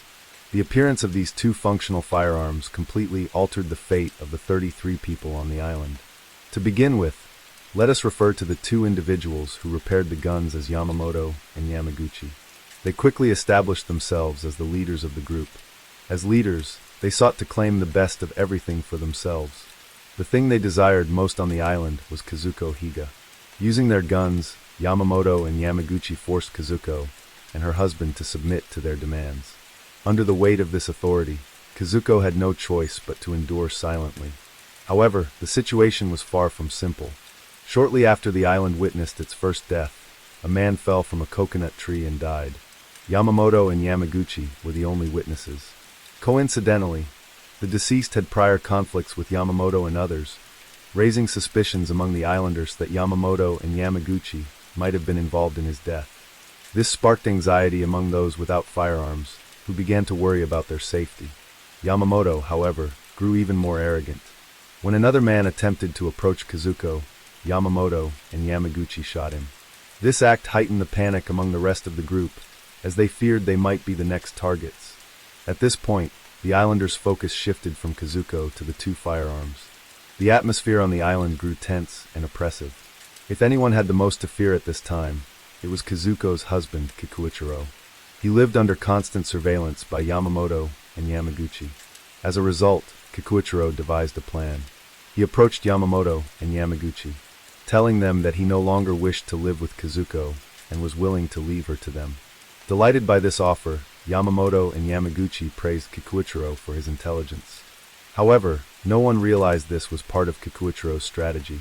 Faced with this situation, Kazuko saw things clearly, like an outsider observing the unfolding events. Previously, Yamamoto and Yamaguchi, united by their shared possession of firearms, worked together to dominate the others.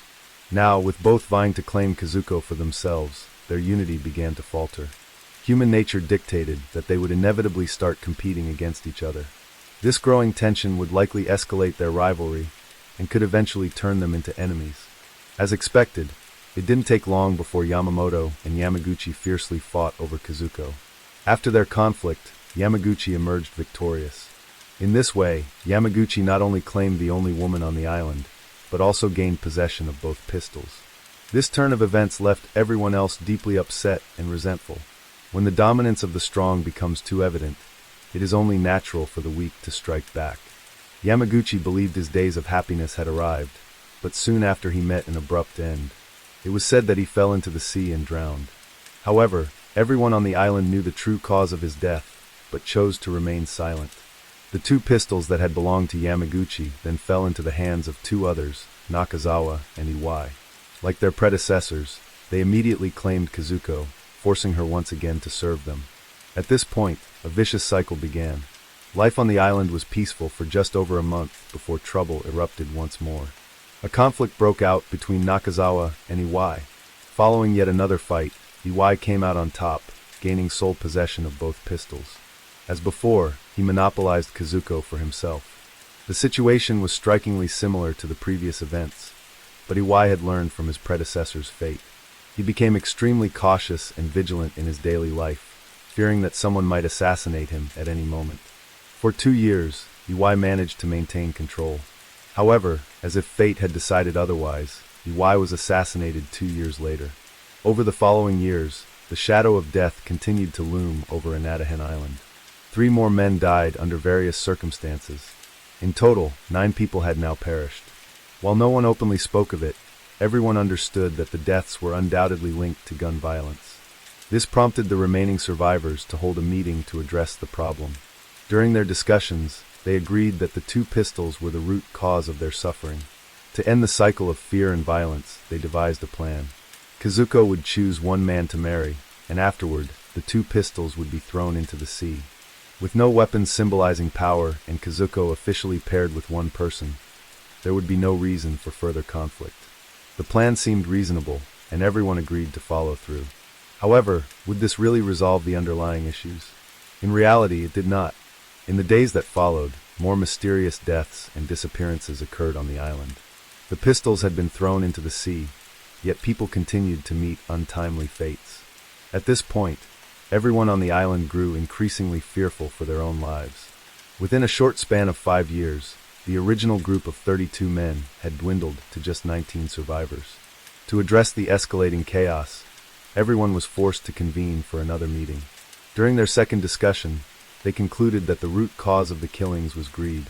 With the guns, symbols of power, gone, the men determined that the only remaining source of conflict was their desire for the only woman on the island. This, they believed, was the sole reason for the turmoil. Ultimately, they made a drastic decision to eliminate Kazuko. They believed this was the only way to eradicate their desires and restore peace to the island. After reaching an agreement, they planned to carry out the assassination the next day. However, that evening, a man who deeply loved Kazuko warned her of the plan. Upon learning the truth, Kazuko fled into the forest during the night. Using her survival instincts, she managed to stay hidden in the mountainous terrain, eking out an existence among the island's crevices. The island, spanning nearly 12.4 square miles and covered in dense forest, made it difficult for the men to locate Kazuko quickly. In June 1950, on the 33rd day of her escape, Kazuko spotted a U.S. warship anchored near the shore. Desperate, she climbed a tree, removed her clothing, and waved frantically while shouting for help. Her actions caught the attention of the U.S. military, and she was rescued. At last, Kazuko escaped the grim confines of the island. After hearing her detailed account, the U.S. military informed the remaining Japanese on the island that the war had ended. Still, they refused to believe the news, suspecting it was a trap set by the Americans. Kazuko returned to Japan and relayed the information that survivors remained on the island, notifying their families. The families of the men who refused to leave began writing letters to assure their loved ones that the war had ended and urging them to come home. Over 200 letters were sent to the island, but the men continued to insist it was an American ploy and refused to leave. On June 26, 1951, one man on the island became convinced that a letter he received was written by his wife due to her unique handwriting. Trusting its authenticity, he persuaded the others to accept reality. They had lost the war. The group surrendered to the U.S. military and was rescued from the island. They were first taken to a U.S. military base in Guam, and then returned to Japan. Having been missing for so many years, most people had assumed these men had died in battle. As a result, many of their wives had remarried, including Kazuko's former husband Shoichi Higa, who was now in a happy new marriage. When asked by the media about the fate of the 13 men who did not return, the survivors gave inconsistent accounts, arousing suspicion. The truth only came to light when one survivor, under immense pressure, could no longer conceal the facts. It was revealed that the men had killed each other over their rivalry for one woman. The media widely reported the story, turning Kazuko Higa into the center of public attention and an infamous figure in Japanese society.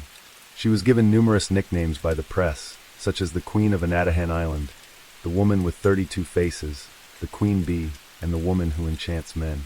Although some media outlets expressed sympathy for Kazuko, acknowledging that she had no choice but to endure humiliation and compromise in such circumstances, the majority of the media showed disdain and condemned her.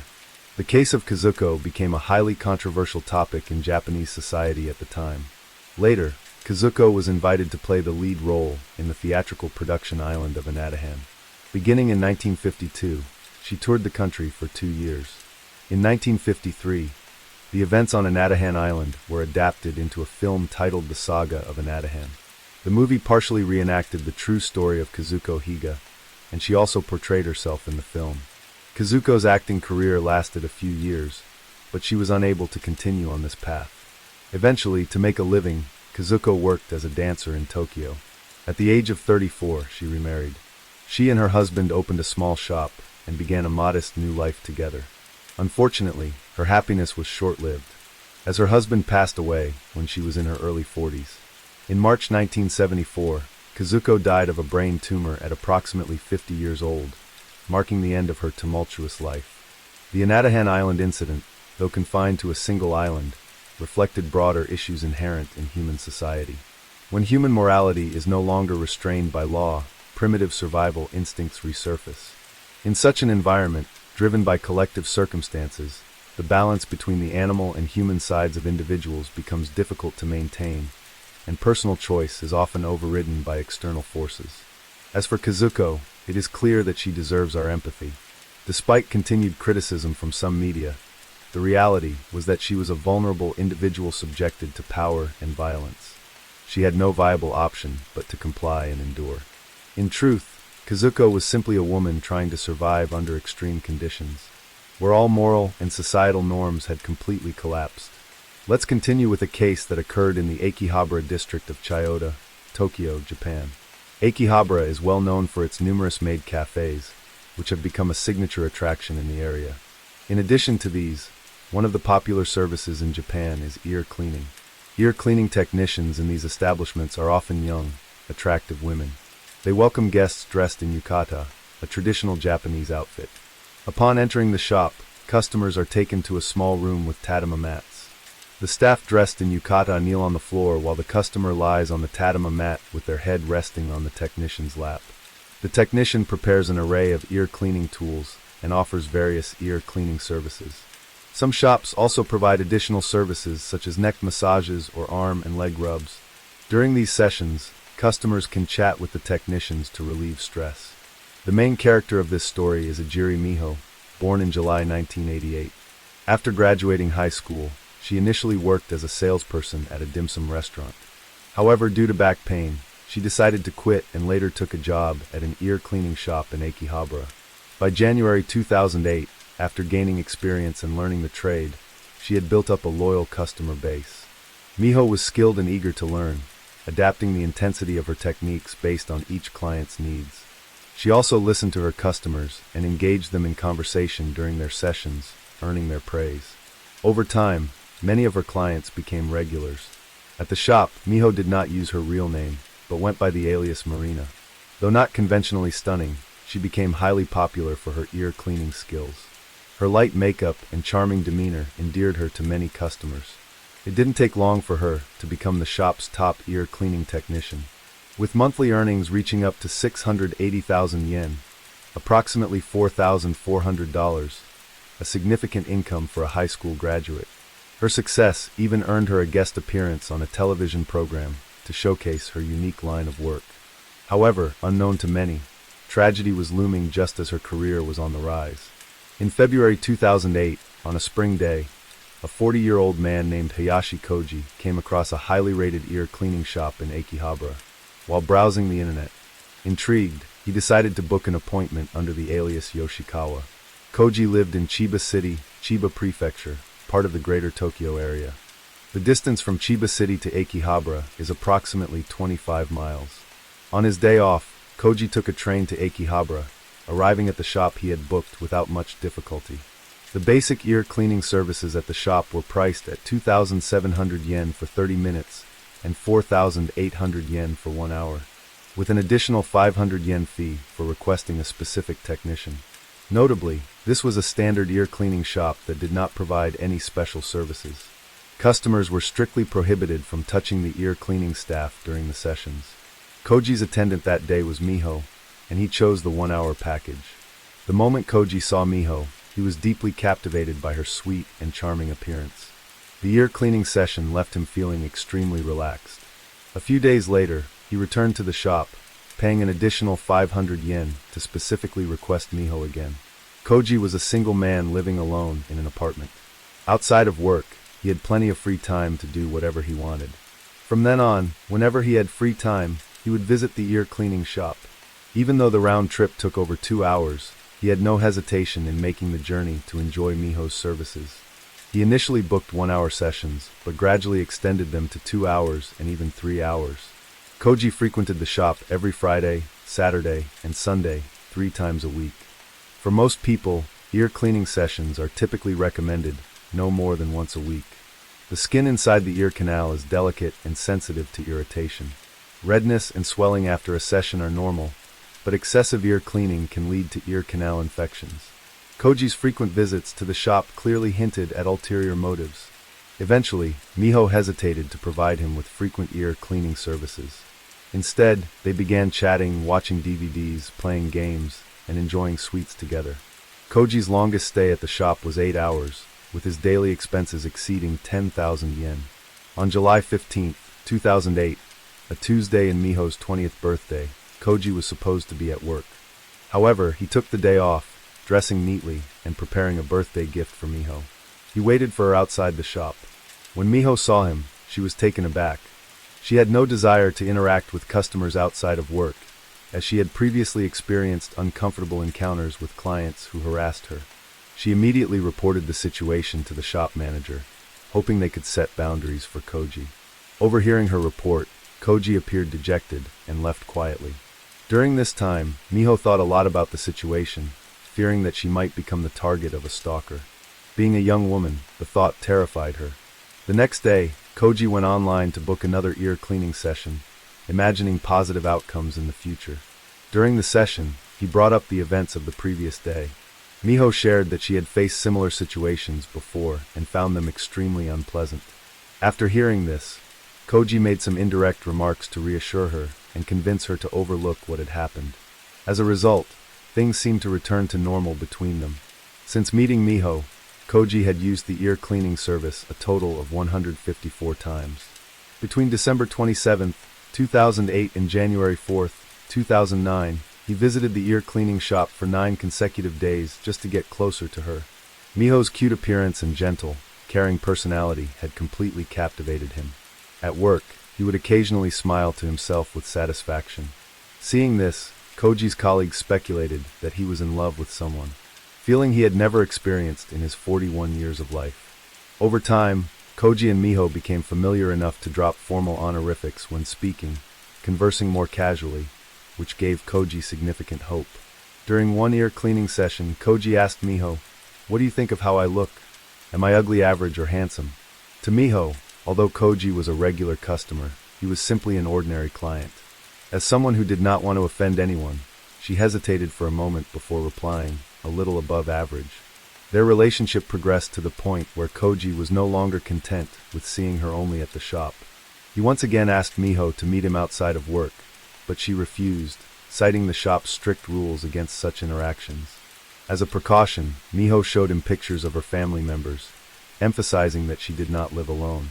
She hoped this would discourage any further advances and avoid unnecessary trouble. Frustrated by her refusal, Koji sought out the shop manager to plead his case, but the manager refused to intervene and firmly reminded him to respect boundaries. Unwilling to listen, Koji argued with the manager. Regarding Koji's background, He had graduated from a vocational school specializing in electrical work and became a repair technician for a power distribution equipment company. He was an introverted but diligent worker. Unlike most of his male colleagues, he never indulged in leisure activities after work or drank alcohol. Even at company parties, Koji would quietly sit on the side sipping tea. In reality, Koji did not dislike alcohol, but was physically unable to consume it. At 26, Koji was diagnosed with a connective tissue disorder, symptoms of which included rashes, unexplained fevers, joint swelling and pain, and muscle aches. After a period of treatment, his condition was well managed but carried the risk of recurrence. Consequently, Koji never considered marriage. He grew up in a family of 4, including his parents and a younger brother who was 28 years old. Koji had moved to Chiba City to establish his career and had been single for many years. It was safe to say that he was not popular with women and had never been in a romantic relationship. Despite having 10 million yen in savings and a steady monthly income, most of his earnings were spent at the ear cleaning shop. As for Miho, in order to maintain her income, she reluctantly continued to serve Koji, despite feeling increasingly uneasy about his behavior. On April 5, 2009, after completing his ear cleaning session, Koji invited Miho to have dinner at a family restaurant that evening. However, she declined, saying she had plans with a friend. Frustrated, Koji sternly said, "Then let's do it tomorrow," his tone forceful. Miho, frightened, nodded just to end the conversation. Following this incident, Miho cried to her co-workers and begged the manager to ban Koji from the shop. As a result, Koji was barred from returning. Unable to enter the shop, he began calling and sending messages to Miho, apologizing, but she ignored him. By early May 2009, Koji started waiting outside the shop and secretly followed Miho home. After finishing her shift one evening, Miho headed straight home, completely unaware that Koji was tailing her. Over time, he discovered where she lived. A few days later, he stood near her house, waiting for her to return. When Miho spotted him, she was terrified. Koji begged her not to ignore him, but she refused. From that point on, Miho relied on co-workers to escort her home to avoid harassment. On July 19th, Koji ambushed her on her way home. Upon seeing Miho, he grabbed her hand and said, "I can't sleep because I miss you. Can I come back to the shop?" Horrified, Miho begged him to let her go and ran straight to a nearby convenience store where she called the police. When the officers arrived and took her statement, they searched the area but could not locate Koji. After that day, Koji could no longer see or contact Miho, which fueled his anger and led him to harbor sinister intentions. On the morning of August 3, 2009, Koji woke up and packed a hammer, a paring knife, and a kitchen knife into his bag. At 8:52 a.m., he left his apartment and headed to Miho's house. By chance, the front door of her house was unlocked, allowing him to enter easily. Inside, Miho's 78-year-old grandmother saw the intruder, panicked, and screamed. Koji immediately took out the hammer from his bag and attacked her. After killing the elderly woman, he went upstairs in search of Miho. At the time, Miho was still asleep, but woke up to the sound of her grandmother's scream. Before she could grasp what was happening, Koji rushed into her room and stabbed her 12 times. Miho's mother and younger brother were also home. Upon discovering the situation, they fled the house and called the police. Koji, however, did not attempt to escape. He sat on the floor with a blank expression, staring silently at the scene before him.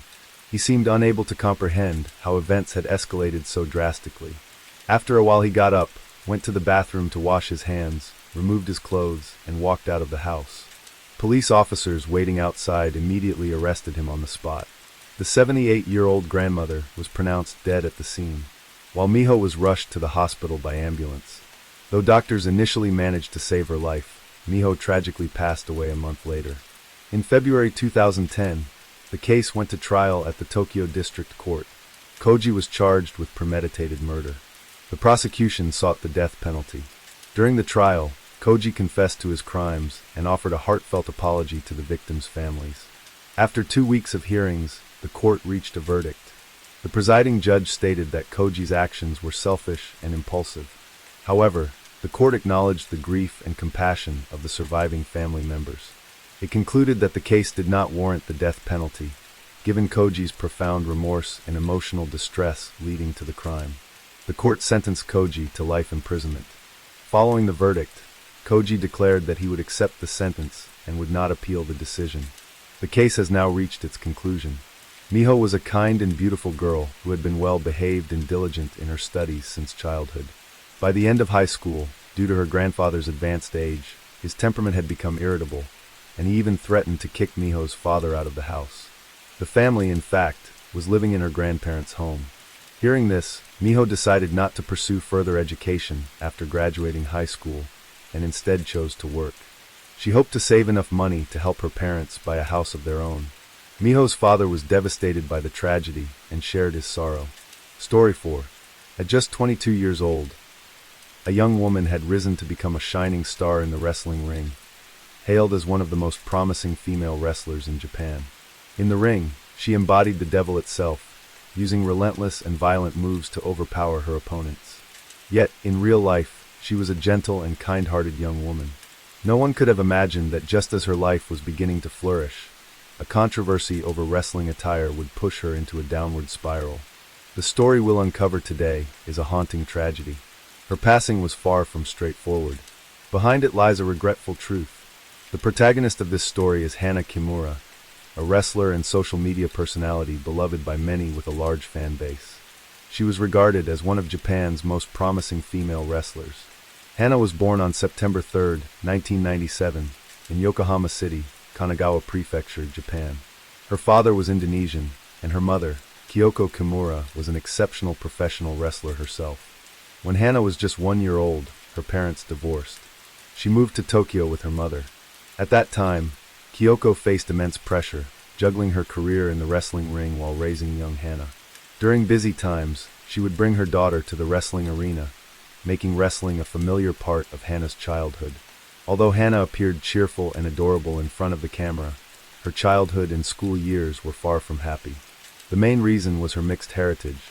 Not being fully Japanese often subjected her to ridicule and bullying from peers and classmates. This caused her deep sorrow and helplessness, leaving her with no choice but to befriend herself. Hana had very few friends. Deep inside, she longed for recognition and affirmation from those around her, and wished for more friendships. She often went out of her way to help others, sharing her food and toys. Over time, Hana developed a personality focused on pleasing others. While this might seem admirable, people with such traits often prioritize others' needs over their own, leading to a more exhausting life and making them susceptible to being exploited or hurt. By the time she reached high school, Hana had blossomed into a beautiful young woman full of enthusiasm for everything she pursued. She once considered leveraging her striking looks to become a model or actress. However, after giving it a try, she realized how challenging that path was.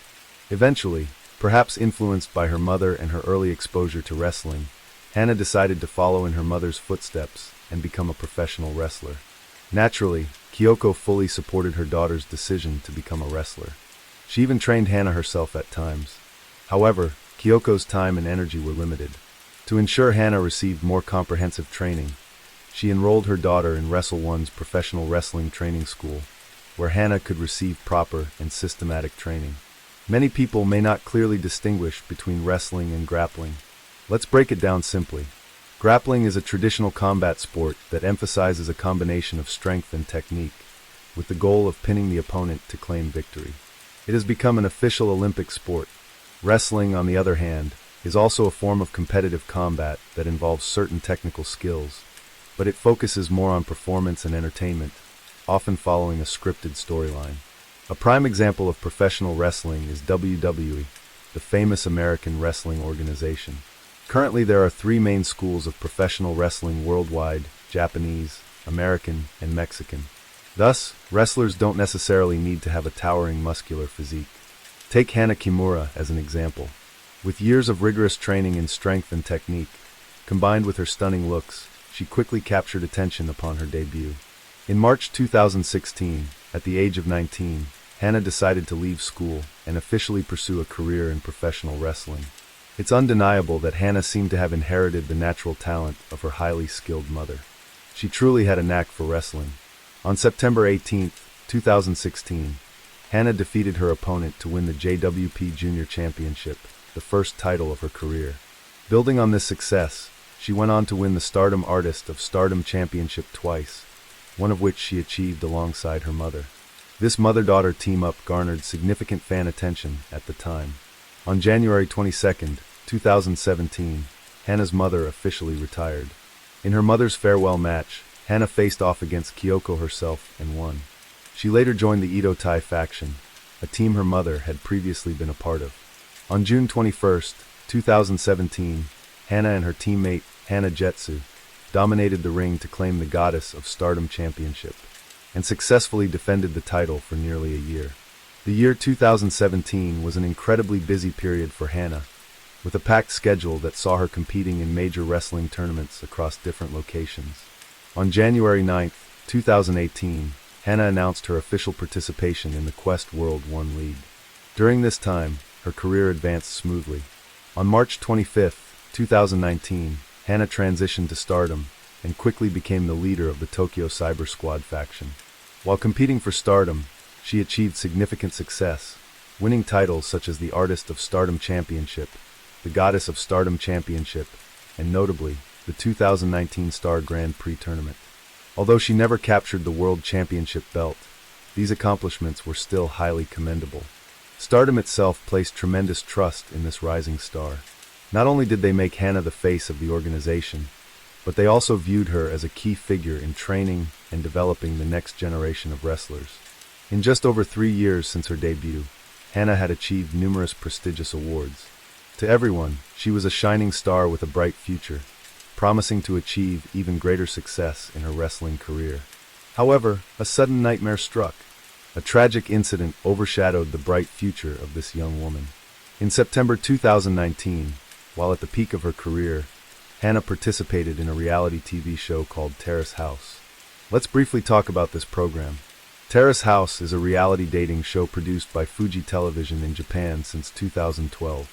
The show focuses on the shared lives of 3 men and 3 women living together in a luxurious house, from strangers to friends, and eventually forming romantic connections. The entire process is captured on camera. The producers claim that the reality show was entirely unscripted, with all emotions being genuine. Furthermore, the show often cast attractive individuals, including celebrities, to increase its appeal. As a result, Terrace House quickly became a favorite among viewers upon its debut, achieving high ratings. In 2015, Netflix took notice of the show and partnered with Fuji Television to co-produce it. Under this arrangement, episodes would first air on Netflix before being broadcast on Fuji Television.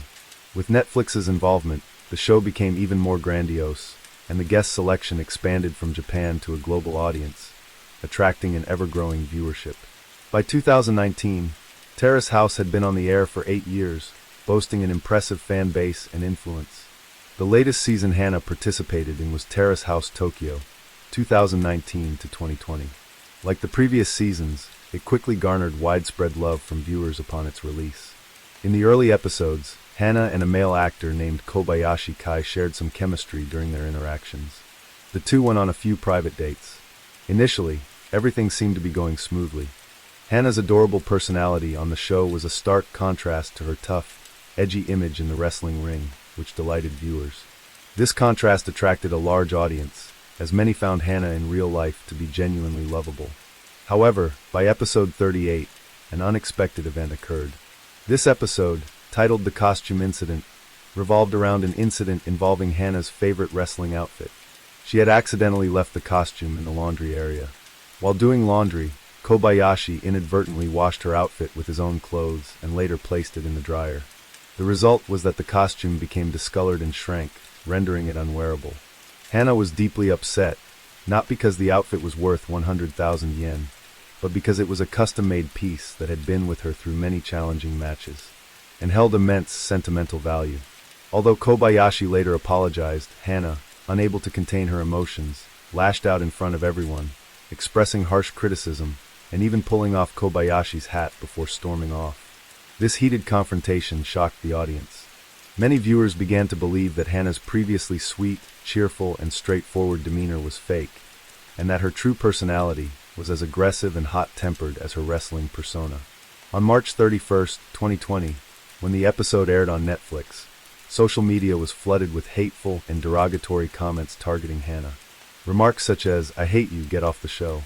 It's just a costume, stop overreacting," You're only making a fuss because it's expensive, disgusting, gorilla, and even just I already began circulating. The controversy inadvertently brought massive attention to the show, as dramatic conflicts often draw more viewers than simple, uneventful lives. Much like in the movie The Truman Show, producers often introduced dramatic twists, such as new female characters to compete for the spotlight to keep the audience engaged. Hannah was devastated by the onslaught of malicious comments directed at her on social media. Being highly sensitive and caring about others' opinions, she turned to the Terrace House producers for help, expressing that she couldn't bear it anymore. However, their response was indifferent. They merely suggested she take walks, exercise, or meet friends to relieve her stress. Hannah ended up staying at a friend's house for about a week. Another cast member, Nino, tried to comfort Hannah with a social media post saying, "Your troubles aren't such a big deal. I get criticized every day." The problem remained unresolved, and the hateful comments continued daily. Despite enduring this difficult time, Hannah didn't share her struggles with her family. Additionally, due to the pandemic, both Terrace House filming and wrestling matches were temporarily halted, leaving Hannah alone in her apartment to face everything in silence. After more than a month of enduring the harassment, the volume of negative comments aimed at her finally began to decrease. However, on May 14, 2020, the production team released an unaired behind-the-scenes clip of the wrestling costume incident, including some scenes that painted Hannah in a negative light. To make matters worse, just 4 days later, on May 18th, Fuji Television broadcasted the episode featuring the costume incident nationwide in Japan. This reignited the wave of criticism against Hannah, as most wrestling fans in Japan now became aware of the controversy. Hannah's social media pages were once again flooded with hateful and insulting remarks. The breaking point came when Hannah completely broke down and lost control. On social media, she shared heartbreaking messages. "My grandmother used to say I was her favorite grandchild. Why do so many people want me gone? I'm sorry for still being alive. I'm sorry for not being a good person. I'm sorry for making everyone uncomfortable. If I really disappeared, would everyone forgive me? If I disappeared, would people love me? No matter what, I still love everyone." Even after Hannah expressed such vulnerability and despair, there were still people leaving cruel comments like, "When are you finally going to disappear?" This completely extinguished Hannah's hope for life. Late at night on May 22, 2020, Hannah placed her adopted cat into a cardboard box and left it outside the door of her company. At 3 a.m. on May 23rd, she posted a farewell message to the world on Twitter and Instagram. Along with her message were photos, some of her with her beloved cat, and others of her room bathed in red, accompanied by her heartbreaking final words. "Every day, I receive nearly 100 hateful comments. I can't deny how deeply I've been hurt. Recently, I've spent a lot of time reflecting on myself. Mom, thank you for bringing me into this world. I've always yearned to be loved. Thank you to everyone who supported, encouraged, and stood by me. I love you all. I'm sorry, everyone. I've been too weak." Hannah then sent a farewell message to her mother. "I'm sorry, Mom. I can't endure this anymore. I'm in so much pain. Please live happily." Although it was late at night, Kyoko saw her daughter's message. She immediately called Hannah, but the phone was already turned off. Frantic, Kyoko called emergency services and rushed to Hannah's apartment in a taxi. Tragically, it was too late. When Kyoko and the rescue team arrived, Hannah was no longer breathing. Although she was rushed to the hospital, all efforts to save her were unsuccessful. The 22-year-old had passed away. The autopsy revealed that Hannah died from gas poisoning. Notably, a note was found on her apartment door that read, "Beware of toxic gas." It seems she was worried that the gas might harm others. This act shows that Hannah was always considerate of those around her. Even in her final moments, she didn't want to cause harm to anyone. After Hannah's passing, Stardom promptly announced the tragic news. Wrestlers and fans alike were shocked and heartbroken by her death, unable to believe it until the official announcement. Many people posted tributes and expressed their support for Hannah. Meanwhile, the hateful comments and posts attacking her suddenly disappeared. In reality, those responsible were likely afraid of being held accountable and quickly deleted their comments or even deactivated their accounts. Seeing countless posts honoring and remembering Hannah, one cannot help but wonder, what if she hadn't passed away? It turns out that so many people loved and supported her. This also brings to mind another tragedy, that of South Korean singer Sully. These two stories share many similarities. Both were harshly criticized and insulted while alive, only to be mourned with regret after their deaths. Ironically, Hana's passing is undoubtedly the greatest pain for Kyoko. She always wanted her daughter to live a happy and joyful life. Kyoko knew that Hana had not been in a good place mentally recently and was under immense psychological pressure. But she never imagined things would take such a terrible turn. She deeply regrets not spending more time with her daughter, not hugging Hana every time they met, and regrets that during their last meeting, had scolded Hana for being late. By reviewing Hana's social media and messages, Kyoko came to understand that her daughter had been deeply hurt by countless hateful remarks and relentless cyberbullying, to the point where she could no longer endure it. Ultimately, Hana chose to take this tragic step. However, Kyoko believed the root cause of everything was the Terrace House show and Fuji Television. A chart clearly shows how everything started with the wrestling costume incident. After the episode aired on March 31st, discussions about Hana on social media spiked dramatically. The red section of the chart represents negative comments, with that day and the following week being the period when Hana faced the harshest attacks from online users. Furthermore, after the wrestling costume incident, the show's producers failed to address Hana's feelings or take steps to protect her. Instead, they continued to release behind-the-scenes footage to drive views. What shocked Kyoko even more was a revelation she found in a magazine interview. The supposedly unscripted reality show Terrace House was, in fact, heavily manipulated behind the scenes. Kyoko stated, "If I don't speak up, Hana's death will be distorted into a story about a violent girl who attacked a male castmate and succumbed to public pressure. But that's not the truth at all. She was simply following the producer's directions, trying her best to play the villain role. I have to reclaim my daughter's honor." In reality, on May 15th, Hana privately confided to her mother that the producers of Terrace House had repeatedly pressured her to act aggressively and create conflicts, encouraging her to maintain her villain persona from the wrestling ring. The costume incident was an unexpected mishap, but after learning about it, the production team deliberately provoked and guided Hana into displaying excessive anger. In one message to her mother, Hana wrote, "The production team urged me to slap him. I couldn't do it. It was so painful.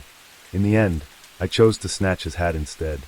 Hana also mentioned this in messages to her friends. "It was all the production team. Before filming, they kept pushing me to slap him. But that's not who I am, and I feel so guilty about it. I'm sorry." On May 18th, after the episode aired in Japan, Hana sent another message to a friend. "Now everyone is yelling at me. Their stunt for views worked. I'm sure the production team is very satisfied." All of these messages were stored on Hana's phone. The magazine Weekly Buncheon also uncovered many other messages exchanged between Hana, her friends, and the production team. These pieces of evidence supported Kyoko's claims. The reality show advertised as unscripted was, in fact, staged and manipulated. The reason this issue remained hidden for so long was due to the strict contracts each Terrace House participant was required to sign. These contracts outlined detailed terms, particularly confidentiality clauses. Violating the agreement could result in penalties reaching millions or even tens of millions of yen, along with other punitive measures. Because of this, no one dared to speak out. What's notable is that, compared to the exorbitant penalties, the compensation for each participant was a mere 100,000 yen per month. This amount was so low that it could only be described as symbolic. Afterward, Kobayashi Kai, Hana's castmate, gave an interview to Weekly Buncheon. He shared that after the incident, he and Hana spoke over the phone and resolved their misunderstanding. Kobayashi also revealed some instances of production manipulation. For example, in one episode, he and Hana had a date scene at a stadium where they were playing on a trampoline. During filming, the production team suggested Kobayashi, "Just jumping on the trampoline is boring. Why don't you take this chance to touch her chest?" Of course, Kobayashi refused. In fact, the production team frequently intervened and deliberately created shocking scenarios to attract viewers. Additionally, other former Terrace House cast members disclosed that the production team often interfered, guiding cast members to create conflicts and drama to capture audience attention. However, Fuji Television firmly denied all these allegations, stating that there was no staged hat-grabbing incident or inappropriate suggestions, and asserting we are currently conducting an internal investigation to verify the claims.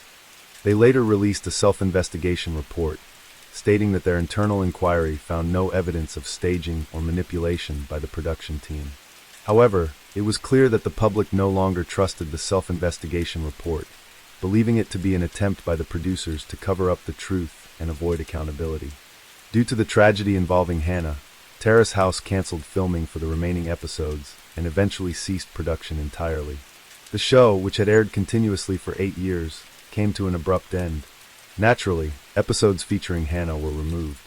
After her passing, Tokyo police launched an investigation into the hateful comments targeting Hannah with plans to prosecute those responsible for defamation. The number of comments involved was estimated to be in the thousands. Unfortunately, the investigation faced significant challenges, as immediately after the incident, many comments and related accounts disappeared. On July 9, 2020, Kyoko posted a public appeal, urging people to provide evidence of defamatory comments made against her daughter. Many internet users sent her screenshots of the hateful remarks. The Japanese police also reached out to Twitter and Instagram for assistance in retrieving deleted comments and identifying the account holders, but both platforms refused, citing their policy of protecting users' personal information. The police were forced to pursue an alternative route, prosecuting Hannah's attackers under charges of insult. The penalties for this offense were relatively light, often resulting in fines of less than 10,000 yen. Even so, identifying the culprits proved to be a daunting task. It wasn't until December 2020 and April 2021 that Japanese police identified 2 men who had posted malicious comments on Hannah's social media. However, the final result was disheartening. They were only fined 9,000 yen each, a penalty that seemed insignificant in the face of their actions. Later, a third man was sued and the court ordered him to pay 1,290,000 yen in damages. However, he continuously refused to pay, and the case gradually faded from public attention. Due to Japan's 1-year statute of limitations for prosecuting the crime of defamation, efforts to hold those responsible for their hateful words against Hannah reached a dead end.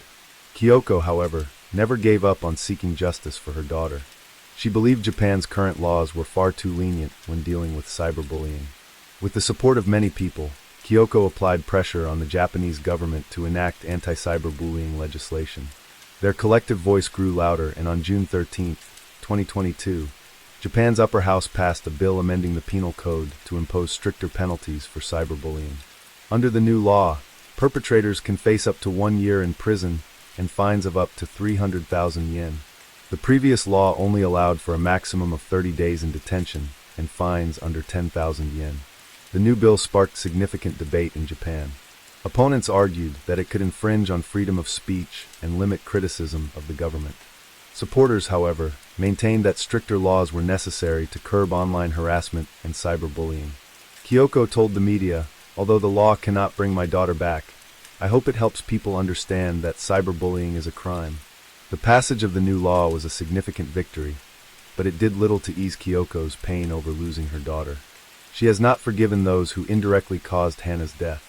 On December 6, 2022, Kyoko filed a lawsuit against the producers of the reality show and Fuji Television, accusing them of intentionally staging and editing footage to portray her daughter negatively, which ultimately led to the heartbreaking tragedy. She demanded 142 million yen, approximately $916,000 at the current exchange rate, in damages. Kyoko also revealed that she initially didn't want to file a lawsuit, but found Fuji Television's attitude unacceptable. After the incident, they refused to acknowledge any wrongdoing. Just over a month after Hannah's death, Nino, who had once comforted and encouraged Hannah, posted pictures of himself happily hanging out with other cast members. To this day, Kyoko's lawsuit has not been accepted by the court and is unlikely to progress. Reality TV shows have gained immense popularity in recent years because the daily lives and true personalities of celebrities are always a mystery to the public. These shows offer viewers what seems like the most authentic glimpse into the lives of famous people, seemingly narrowing the gap between fans and their idols. However, Hannah's case has sounded an alarm. The so-called unscripted reality shows are far from genuine. All of them involve staged manipulation by producers. Even if producers don't intervene in the content, the footage itself isn't broadcast live. Every episode undergoes a process of editing and splicing, giving producers full control over the show's narrative. What they want the audience to see and what they want to hide is entirely up to them. Through deliberate editing, producers can guide and manipulate the storyline to suit their goals. What you see is only what they want you to see. In other words, reality TV is no different from a scripted movie wrapped in the guise of authenticity. Even live broadcasts can be manipulated, much like in the movie The Truman Show. Reflecting on the entire story of Kimura Hana, a 22-year-old young woman and rising star in the wrestling world, one can't help but wonder if she hadn't participated in Terrace House, her life might have been completely different. The show's producers were wrong for intentionally staging and manipulating the content. The online bullies were wrong for piling negativity onto another person. They can cancel the show and they can delete hateful comments, but for a life that has been lost, is there any way to turn back time? A single cruel remark can become the final straw that pushes someone into despair, while a kind word can spark hope in someone on the brink.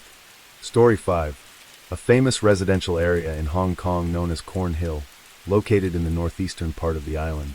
In Tower D of this residential complex, there was a family living in apartment 312. The homeowner, Mr. Pu Tung, 57 years old, owned a dye shop.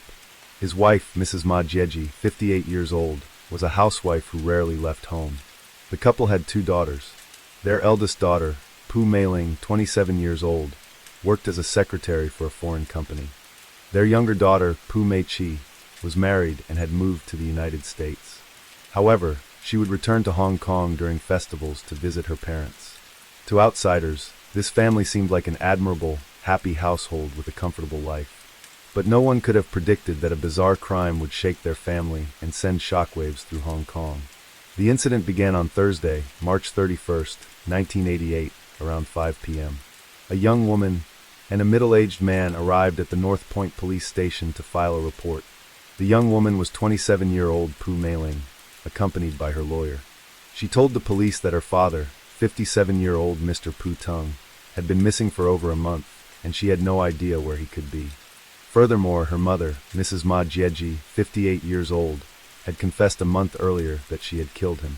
Recently, her mother had been acting very strangely and seemed mentally unstable.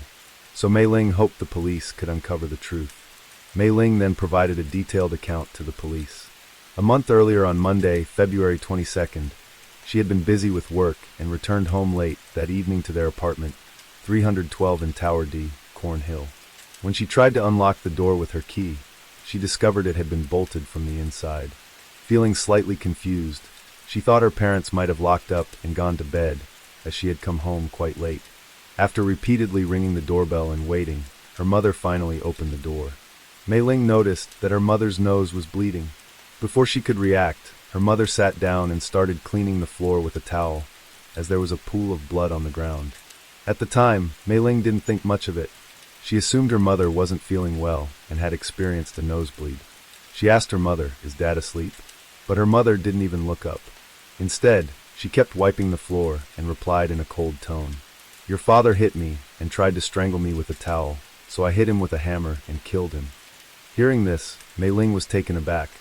She couldn't believe her casual question had elicited such a strange response. She dismissed it as her mother being upset and saying something out of anger, as she couldn't imagine her mother harming anyone. Mei Ling decided to go to her father's room to ask what had happened between her parents. As she approached the master bedroom, her mother shouted and forbade her from entering. Startled by her mother's outburst and exhausted from working overtime, Mei Ling didn't press the matter further. She retreated to her own room instead. In the following days, Mei Ling continued her routine, going to work as usual. Apart from not seeing her father, there was nothing unusual. Preoccupied with her busy schedule, she nearly forgot the events of that night. After some time, her mother told her, "I want to move." As a result, the family moved from Cornhill to Shanna Street in the Wan Chai district, a distance of about 2.8 miles. After settling into their new home, Mei Ling still did not see her father. Fearing her mother's reaction, she avoided asking any questions. This indifferent attitude was not new for Mei Ling. Her family had long been accustomed to moving frequently. She recounted that her mother often insisted their house was haunted, resulting in 4 moves within just 5 years. In recent years, her parents' relationship had deteriorated and arguments became frequent. Mei Ling thought that her father's absence could be because he had gone out to relax, or possibly gone to see the mistress her mother had previously mentioned. As time passed, there was still no sign of her father. She received a call from her uncle, her father's elder brother, with whom he co-owned the dye shop. Her uncle said, "Your father hasn't been to the shop in a long time." This prompted Mei Ling to search for her father by calling and visiting places he might frequent, but she couldn't find him anywhere. Suddenly, she recalled her mother's previous statement about killing him and started to suspect it might be true. She shared her concerns with her uncle. After hearing the story, her uncle broke into a cold sweat, sensing something was seriously wrong, and urged her to call the police. However, Mei Ling hesitated. Instead, she wanted to uncover where her father had gone and whether her mother had truly harmed him. Later, she discovered a handwritten letter in her mother's safe. The letter had been written before her father's disappearance. In it, her mother described the unfair treatment she had endured at her father's hands. She complained about the pain she had suffered and expressed her desire for proper compensation. She wrote that since their marriage in May 1959, she had given birth to 2 daughters. While she hadn't contributed financially, she had dedicated herself to caring for the family. However, she was devastated to learn that her husband had been unfaithful for over 15 years, engaging in multiple extramarital affairs, and even fathering an illegitimate son. The letter further stated that her husband had abandoned her emotionally for more than 15 years, and they no longer lived as a married couple. She described enduring harsh treatment in both household and financial matters. Despite repeatedly asking him to treat her fairly, he had threatened to kill her. She had borne this mistreatment for years, living in constant fear that one day he might lose his temper and actually carry out his threats. Feeling utterly hopeless, she wrote that no one could resolve the injustices she felt inside. After reading the letter, Mei Ling became convinced that her father's disappearance was highly suspicious and likely connected to her mother. She decided to call the police.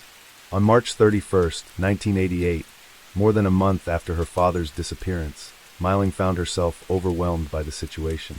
The emotional weight of it all left her deeply anxious. She sought advice from a lawyer, who agreed to accompany her to the police station. At the station, through tears, Mei Ling recounted the entire story. Because the case involved human life, the police handed it over to the Serious Crimes Unit for investigation after hearing the report. They paid close attention to Mei Ling's account. After all, there was no plausible reason for an adult man with a legitimate business to suddenly abandon his assets and vanish without explanation. Moreover, his wife had confessed to killing him, making Mrs. Gigi the prime suspect. On the morning of April 1, 1988, investigators from the crime unit visited Mrs. Gigi's residence on Shanna Street, Wanchai District. Ma Gigi was a thin, middle-aged woman who appeared to be mentally unstable. During the police investigation, she locked herself in she refused to turn on the lights, eat, or come out. After a lengthy period of persuasion by the police, she finally left the bathroom. A patient female officer conducted the interrogation, and eventually Mrs. Gigi began to speak, revealing a shocking secret. As for the suspect, Ma Gigi was born in Guangzhou in 1930 into a large family with many siblings. Her family was extremely poor. Like many young people of her time, she ventured to Hong Kong alone to make a living. After arriving in Hong Kong, she met Mr. Pu Tang, a local resident who was 1 year younger than her. They grew close, and eventually developed a romantic relationship. Gigi believed that Pu Tang was an honest man with no gambling habits, someone she could entrust with her future. In May 1959, 29-year-old Gigi married 28-year-old Pu Tang. A year later, in 1960, their first daughter, Pu Mei Ling, was born. From the outside, the family appeared happy with the arrival of their daughter, but the reality was far from it. After giving birth, Gigi's health began to deteriorate, and she frequently fell ill. Her husband, Pu Tang, showed no concern for her well-being, and instead spent his nights out. Whenever Gigi questioned him, he offered excuses such as playing mahjong with friends and staying out too late to return home. Over time, their younger daughter, Pu Meichi, was born. By then, Pu Tang's attitude toward his wife had worsened significantly. The couple often argued or maintained a cold silence. Their marriage became more of a cohabitation without any emotional connection. Whenever Gigi was beaten, she vented her frustrations on her 2 daughters, blaming them for her husband's indifference after giving birth to them. In Hong Kong, Ma Gigi had no one else to rely on. Her husband was her sole source of support. Despite his many flaws, she accepted this life and was unwilling to make any changes. Over the next 25 years, her 2 daughters grew up. Her youngest daughter, Pu Mei-chi, married early and moved to the United States with her husband. This left only 3 family members living together, moving from place to place until they eventually settled in apartment 312 of Tower D, Cornhill Garden. Since 1982, Gigi's mental health had steadily declined. She became aware of her husband's infidelity and felt abandoned and mistreated by him. Although she once placed her faith in Buddhism, she eventually felt that Buddha had ignored her prayers and caused her life to spiral out of control. From that point on, she stopped lighting incense, losing her last source of spiritual support. Gigi was a kind-hearted housewife who disliked going out and devoted herself entirely to taking care of her family. She had no close friends and no outlet for her emotions, so she kept her deepest feelings bottled up. Over time, her personality changed. She became increasingly withdrawn, distancing herself from family and friends. When encountering neighbors while out for a walk, she avoided greetings and never revealed her real name. She even told her daughters that she constantly heard strange noises near her ears and was convinced that monsters or ghosts were inhabiting their home. Because of these beliefs, the family moved 4 times between 1982 and 1987. Additionally, she often warned her elder daughter never to share their phone number or address with anyone. However, her strange behavior failed to capture her husband's attention. Her elder daughter recalled that her mother's constant suspicion of everything severely affected the harmony within the family. Gradually, even she became less concerned about her mother. As for her father, he developed a deep resentment toward Gigi, believing she had failed to give him a son to carry on his legacy. Consequently, in his 30s, he began an affair and fathered a son with his mistress. He secretly moved his mistress and son into the attic of his dye shop. When Gigi discovered this, she was furious and confronted her husband, asking why he had treated her this way. He refused to explain and insisted on divorcing her, wanting to make his mistress his legal wife. Their marriage reached a deadlock. With no income of her own, Gigi was entirely dependent on others and unwilling to give up her marriage without securing a financial settlement. She adamantly resisted the idea of divorce as they couldn't reach an agreement on finances. From then on, the couple completely turned their backs on each other. Later, Pu Tang sold one of his properties, earning 200,000 Hong Kong dollars. On February 22, 1988, the day of the incident, Gigi grew anxious that her husband would use the 200,000 Hong Kong dollars to support his mistress and illegitimate son. She demanded the money and insisted that he cut off all contact with them. Enraged by her demands, Pu Tang felt she was being unreasonably troublesome and, in his anger, struck her on the head with a hammer. Unable to hold back any longer, Gigi grabbed another hammer left behind by a decorator and fought back. During the struggle, the hammer struck Pu Tang on the head, causing him to collapse to the floor unconscious and eventually die. When she realized her husband was dead, she was overcome with fear. Instead of calling the police to confess, she decided to destroy all evidence and erase any traces of the crime. After thinking it over, Mrs. Gigi concluded that disposing of the body as it was would be too risky. As someone might discover it, she decided to dismember her husband's body. She called a part-time housekeeper who occasionally came to clean her home and asked her to buy a power saw. Her plan was to use the saw to cut up the body. However, she had never used one before. Upon trying it, she found that the power saw made loud noises and caused high-frequency vibrations, scattering debris everywhere. Realizing this might draw attention, she abandoned the power saw and switched to a hand saw. Although using a handsaw required more effort, it was much quieter and less likely to raise suspicion among her neighbors. After finishing the dismemberment, she looked at the body parts inside, murmuring, "If you hadn't pushed me again and again, it wouldn't have come to this." She then contemplated what to do with the remains. Directly discarding them would risk immediate discovery, so she decided to process them first. She placed some parts in a large steamer to cook them, aiming to prevent decomposition odors and blood leakage. Once cooked, she packed the body parts, including bones and flesh, into several trash bags. She then disposed of the bags in different garbage bins around the residential area. The police were horrified when they heard her recount the process. They couldn't believe that the frail, elderly woman standing before them could have brutally attacked her husband, let alone dismembered and cooked his body all by herself. The investigators doubted her story, suspecting that she might have imagined the events, or had someone else carry out the acts for her. The biggest issue with the case was that by the time the police arrested Majiji, over a month had passed since the crime occurred. The body parts she claimed to have thrown into garbage bins had long been taken to landfill sites and were irretrievable, leaving her confession as the sole piece of evidence. Furthermore, her mental state was highly unstable, making it difficult to distinguish between truth and delusion. There was also the possibility that she had imagined parts of the story. However, as the investigation progressed, the police began to believe that her confession was indeed truthful. They visited the crime scene at apartment 312 in Tower D, Cornhill. The apartment was completely empty, with not a single proper piece of furniture remaining. No human remains, dental tissue, personal belongings, or documents belonging to the victim were found. The entire apartment appeared spotless, with no visible blood stains, giving no indication that a murder had occurred there. Although Majiji had claimed to have used a power saw, which scattered evidence all over the rooms, the scene was remarkably clean. In her confession, she mentioned that after dismembering the body, blood had splattered on the wardrobe, curtains, walls, corners, and even the ceiling. She said she immediately cleaned the blood stains, but couldn't remove all traces from the mattress. To cover the stains on the mattress and bedding, she contacted a part-time housekeeper and asked her to purchase black ink, which she used to mask the blood. She then called movers to dispose of all the kitchen tools, hammers, the power saw, and the handsaw. Most of the household items were either sold or discarded, leaving only 2 wardrobes, which she had moved to her new residence on Shanto Street.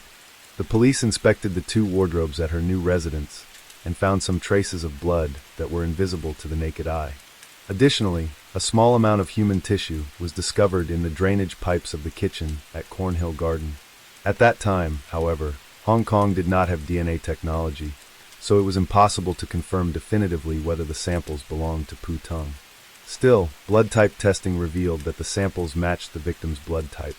This evidence, however, was insufficient to prove her guilt. While the police struggled to piece together the case, they received a surprising confession call. The caller, a man named Ma Xian-kun, identified himself as Jieji's younger brother. He admitted to the police that prior to the crime, his sister had approached him for help. According to Xian-kun, his sister had told him, "Your brother-in-law sold a property for 200,000 Hong Kong dollars and plans to give the money to his mistress and illegitimate child. I need you to help me get that money back, and I'll pay 8,000 Hong Kong dollars to each person involved." She also asked him to find 2 people to pose as kidnappers and go to the Cornhill apartment to tie up both her and her husband.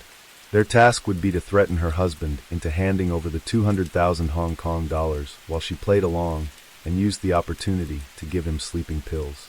On February 21, 1988, one day before the incident, Ma Xian-kun, Jieji's younger brother, hired 2 construction workers, Liang Jiezhong and Shi Jiming. The 3 men pretended to be robbers as planned and went to apartment 312. They tied Phu Tung to the bed in the bedroom, covering his mouth and eyes with tape. They then threatened him, demanding 200,000 Hong Kong dollars, but he firmly refused to comply. With no other choice, the 3 men left. Before leaving, Ma Xian-kun warned his brother-in-law, "You'd better stop playing around with women." After they departed, only the couple remained in the house. Early the next morning, February 22, 1988, the day of the incident, Jieji called her younger brother and his accomplices again, saying he escaped. "Come back and tie him up again." When the 3 men returned, they found Phu Tung had indeed freed himself, but was lying on the floor unconscious. They helped him up, tied him securely, and placed him back on the bed. Ma Xian-kun claimed that after completing their task, the 3 of them left and had no knowledge of what happened afterward. When asked why he confessed to the police, Ma Xian-kun admitted that after reading news reports about Phu Teng's murder, he decided to explain his involvement to avoid being implicated later.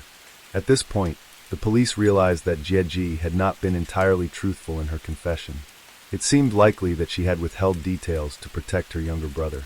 There was even a possibility that Ma Xian-kun could have been the killer. The police devised a strategy to get Jieji to reveal the full story. The 3 suspects, Ma Xian-kun, Liang Jiezhong, and Xiu Ziming, were brought into the same interrogation room. Later, the police brought Jieji into the room and showed her the 3 men being escorted by officers. They told her that her brother, Ma Xian-kun, had confessed. Immediately Jieji responded, "The entire incident is my fault. While I hired them to tie up Phu Tung, I am the only one who killed him. The others had nothing to do with it." She then provided a complete confession. Her account matched what Ma Xian-kun had said. On the day of the incident, after the three men left the apartment, Jieji prepared a bowl of porridge for her husband. When she brought it to him by the bed and tried to feed him, she discovered that he had freed himself. At that point, Puting realized the entire ordeal had been orchestrated by his wife. Furious, he got up, grabbed the bowl of porridge from her hands, and threw it at her. Shouting in anger, Jezi retaliated by grabbing a large hammer and striking her husband forcefully, killing him instantly. After her arrest, the police sent Ma Jezi to a psychiatric hospital for evaluation. The psychiatrist diagnosed her with paranoid delusions and schizophrenia. Based on her history, it was likely she had suffered from the condition for over 25 years. Individuals with this disorder often feel they are being persecuted. It's possible she acted preemptively to protect herself, believing that killing her husband was the only way to ensure her own safety. On September 29, 1988, 6 months after the incident, the case went to trial at Hong Kong's High Court. 7 jurors participated in the trial. McGeezy faced 3 charges: murder, unlawful detention, and preventing the lawful burial of a body. The 3 accomplices were only charged with unlawful detention. During the trial, all 3 accomplices admitted to their crimes. However, McGeezy retracted her earlier confession and pleaded not guilty. The defense attorney presented a handwritten letter by the defendant, McGeezy, as evidence in court. The letter stated that Puting intended to kill her and pampered his mistress, leaving her terrified of being harmed by him. Furthermore, Jieji suffered from paranoid delusions and schizophrenia, conditions that made her prone to hallucinations and false memories that she believed were real. As a result, her earlier confession was deemed unreliable, and the description of the murder she provided was argued to be meaningless. Additionally, the police failed to recover any physical evidence of Puting's death, such as hair, bones, or body parts. The defense argued that Jezi was completely innocent. Based on the handwritten letter and Jezi's mental state, the presiding judge believed that at the time of the incident, Jezi was not in a sound mental state and was unable to fully control her actions. Therefore, the possibility that she acted in self-defense could not be ruled out. After a week-long trial on October 4, 1988, the jury delivered a mixed opinion. For a guilty verdict, only a majority of jurors needed to agree, while a unanimous decision was required for acquittal. After 6 hours of deliberation, the jury reached a conclusion with a 5-2 vote. Ma Jezi was not guilty of murder. However, she was convicted of manslaughter. Considering her long-standing mental illness, the court ruled that she be detained indefinitely at the Shaolin Psychiatric Treatment Center. The Shaolin Psychiatric Treatment Center is not a regular hospital, but a high-security facility in Hong Kong. It is operated under the Correctional Services Department and is used to house male and female inmates requiring psychiatric monitoring, treatment, and assessment, as well as specific psychological services for those awaiting trial or detention. Ma Jezi was ordered to remain in the facility indefinitely until she recovered. 3 days later, on October 7, 1988, the other 3 defendants, Ma Xinquan, Liang Zhejiong, and Su Jiming, were convicted of unlawful detention. They were sentenced to 2 years in prison and 2 years of probation. The judge remarked that this was a highly unusual case and a family tragedy. Jezi had sought the help of the defendants because she could no longer endure her husband's infidelity and abusive behavior. However, the 3 defendants only went to the apartment to tie up the victim and stage a fake robbery, which ultimately failed. They did not carry any weapons, indicating that they were not professional criminals, and were unlikely to reoffend in the future. As a result, the 3 defendants were given lenient sentences and were detained by the police for only 2.5 months. The sentences were approved and the defendants were granted probation and released immediately in court. Thus, the case came to a close. Ma Jezi spent 7 years undergoing treatment in a psychiatric hospital. One day, her psychiatrist determined that she had fully recovered and was fit for release. She was set free at the end of 1995. This case became known as one of the top 10 most mysterious cases in Hong Kong, and it was the first in Hong Kong's history where a defendant was convicted without the victim's body ever being found. The story of their family was described by the media, the public, and superstitious individuals as one of the most haunted apartments in Hong Kong for many years. 2 years after the incident, the apartment was sold to an investor for over 1 million Hong Kong dollars, $100,000. The investor immediately listed it for resale to make a profit, but no buyers were willing to take over the property. The apartment was subsequently rented out, primarily to foreign tenants. The property owner attempted to auction the apartment in both 1990 and 2000, but the auctions were unsuccessful. The real estate values of neighboring units in the same building were also negatively impacted by the infamous case. Parts of the case were adapted into films and books, including the 1992 TV drama Hong Kong Criminal produced by Asia Television. Over time, the case gradually faded from public memory. After her release, Ma Jiezi disappeared and her whereabouts remain unknown. Any further details of the case may only be known to her.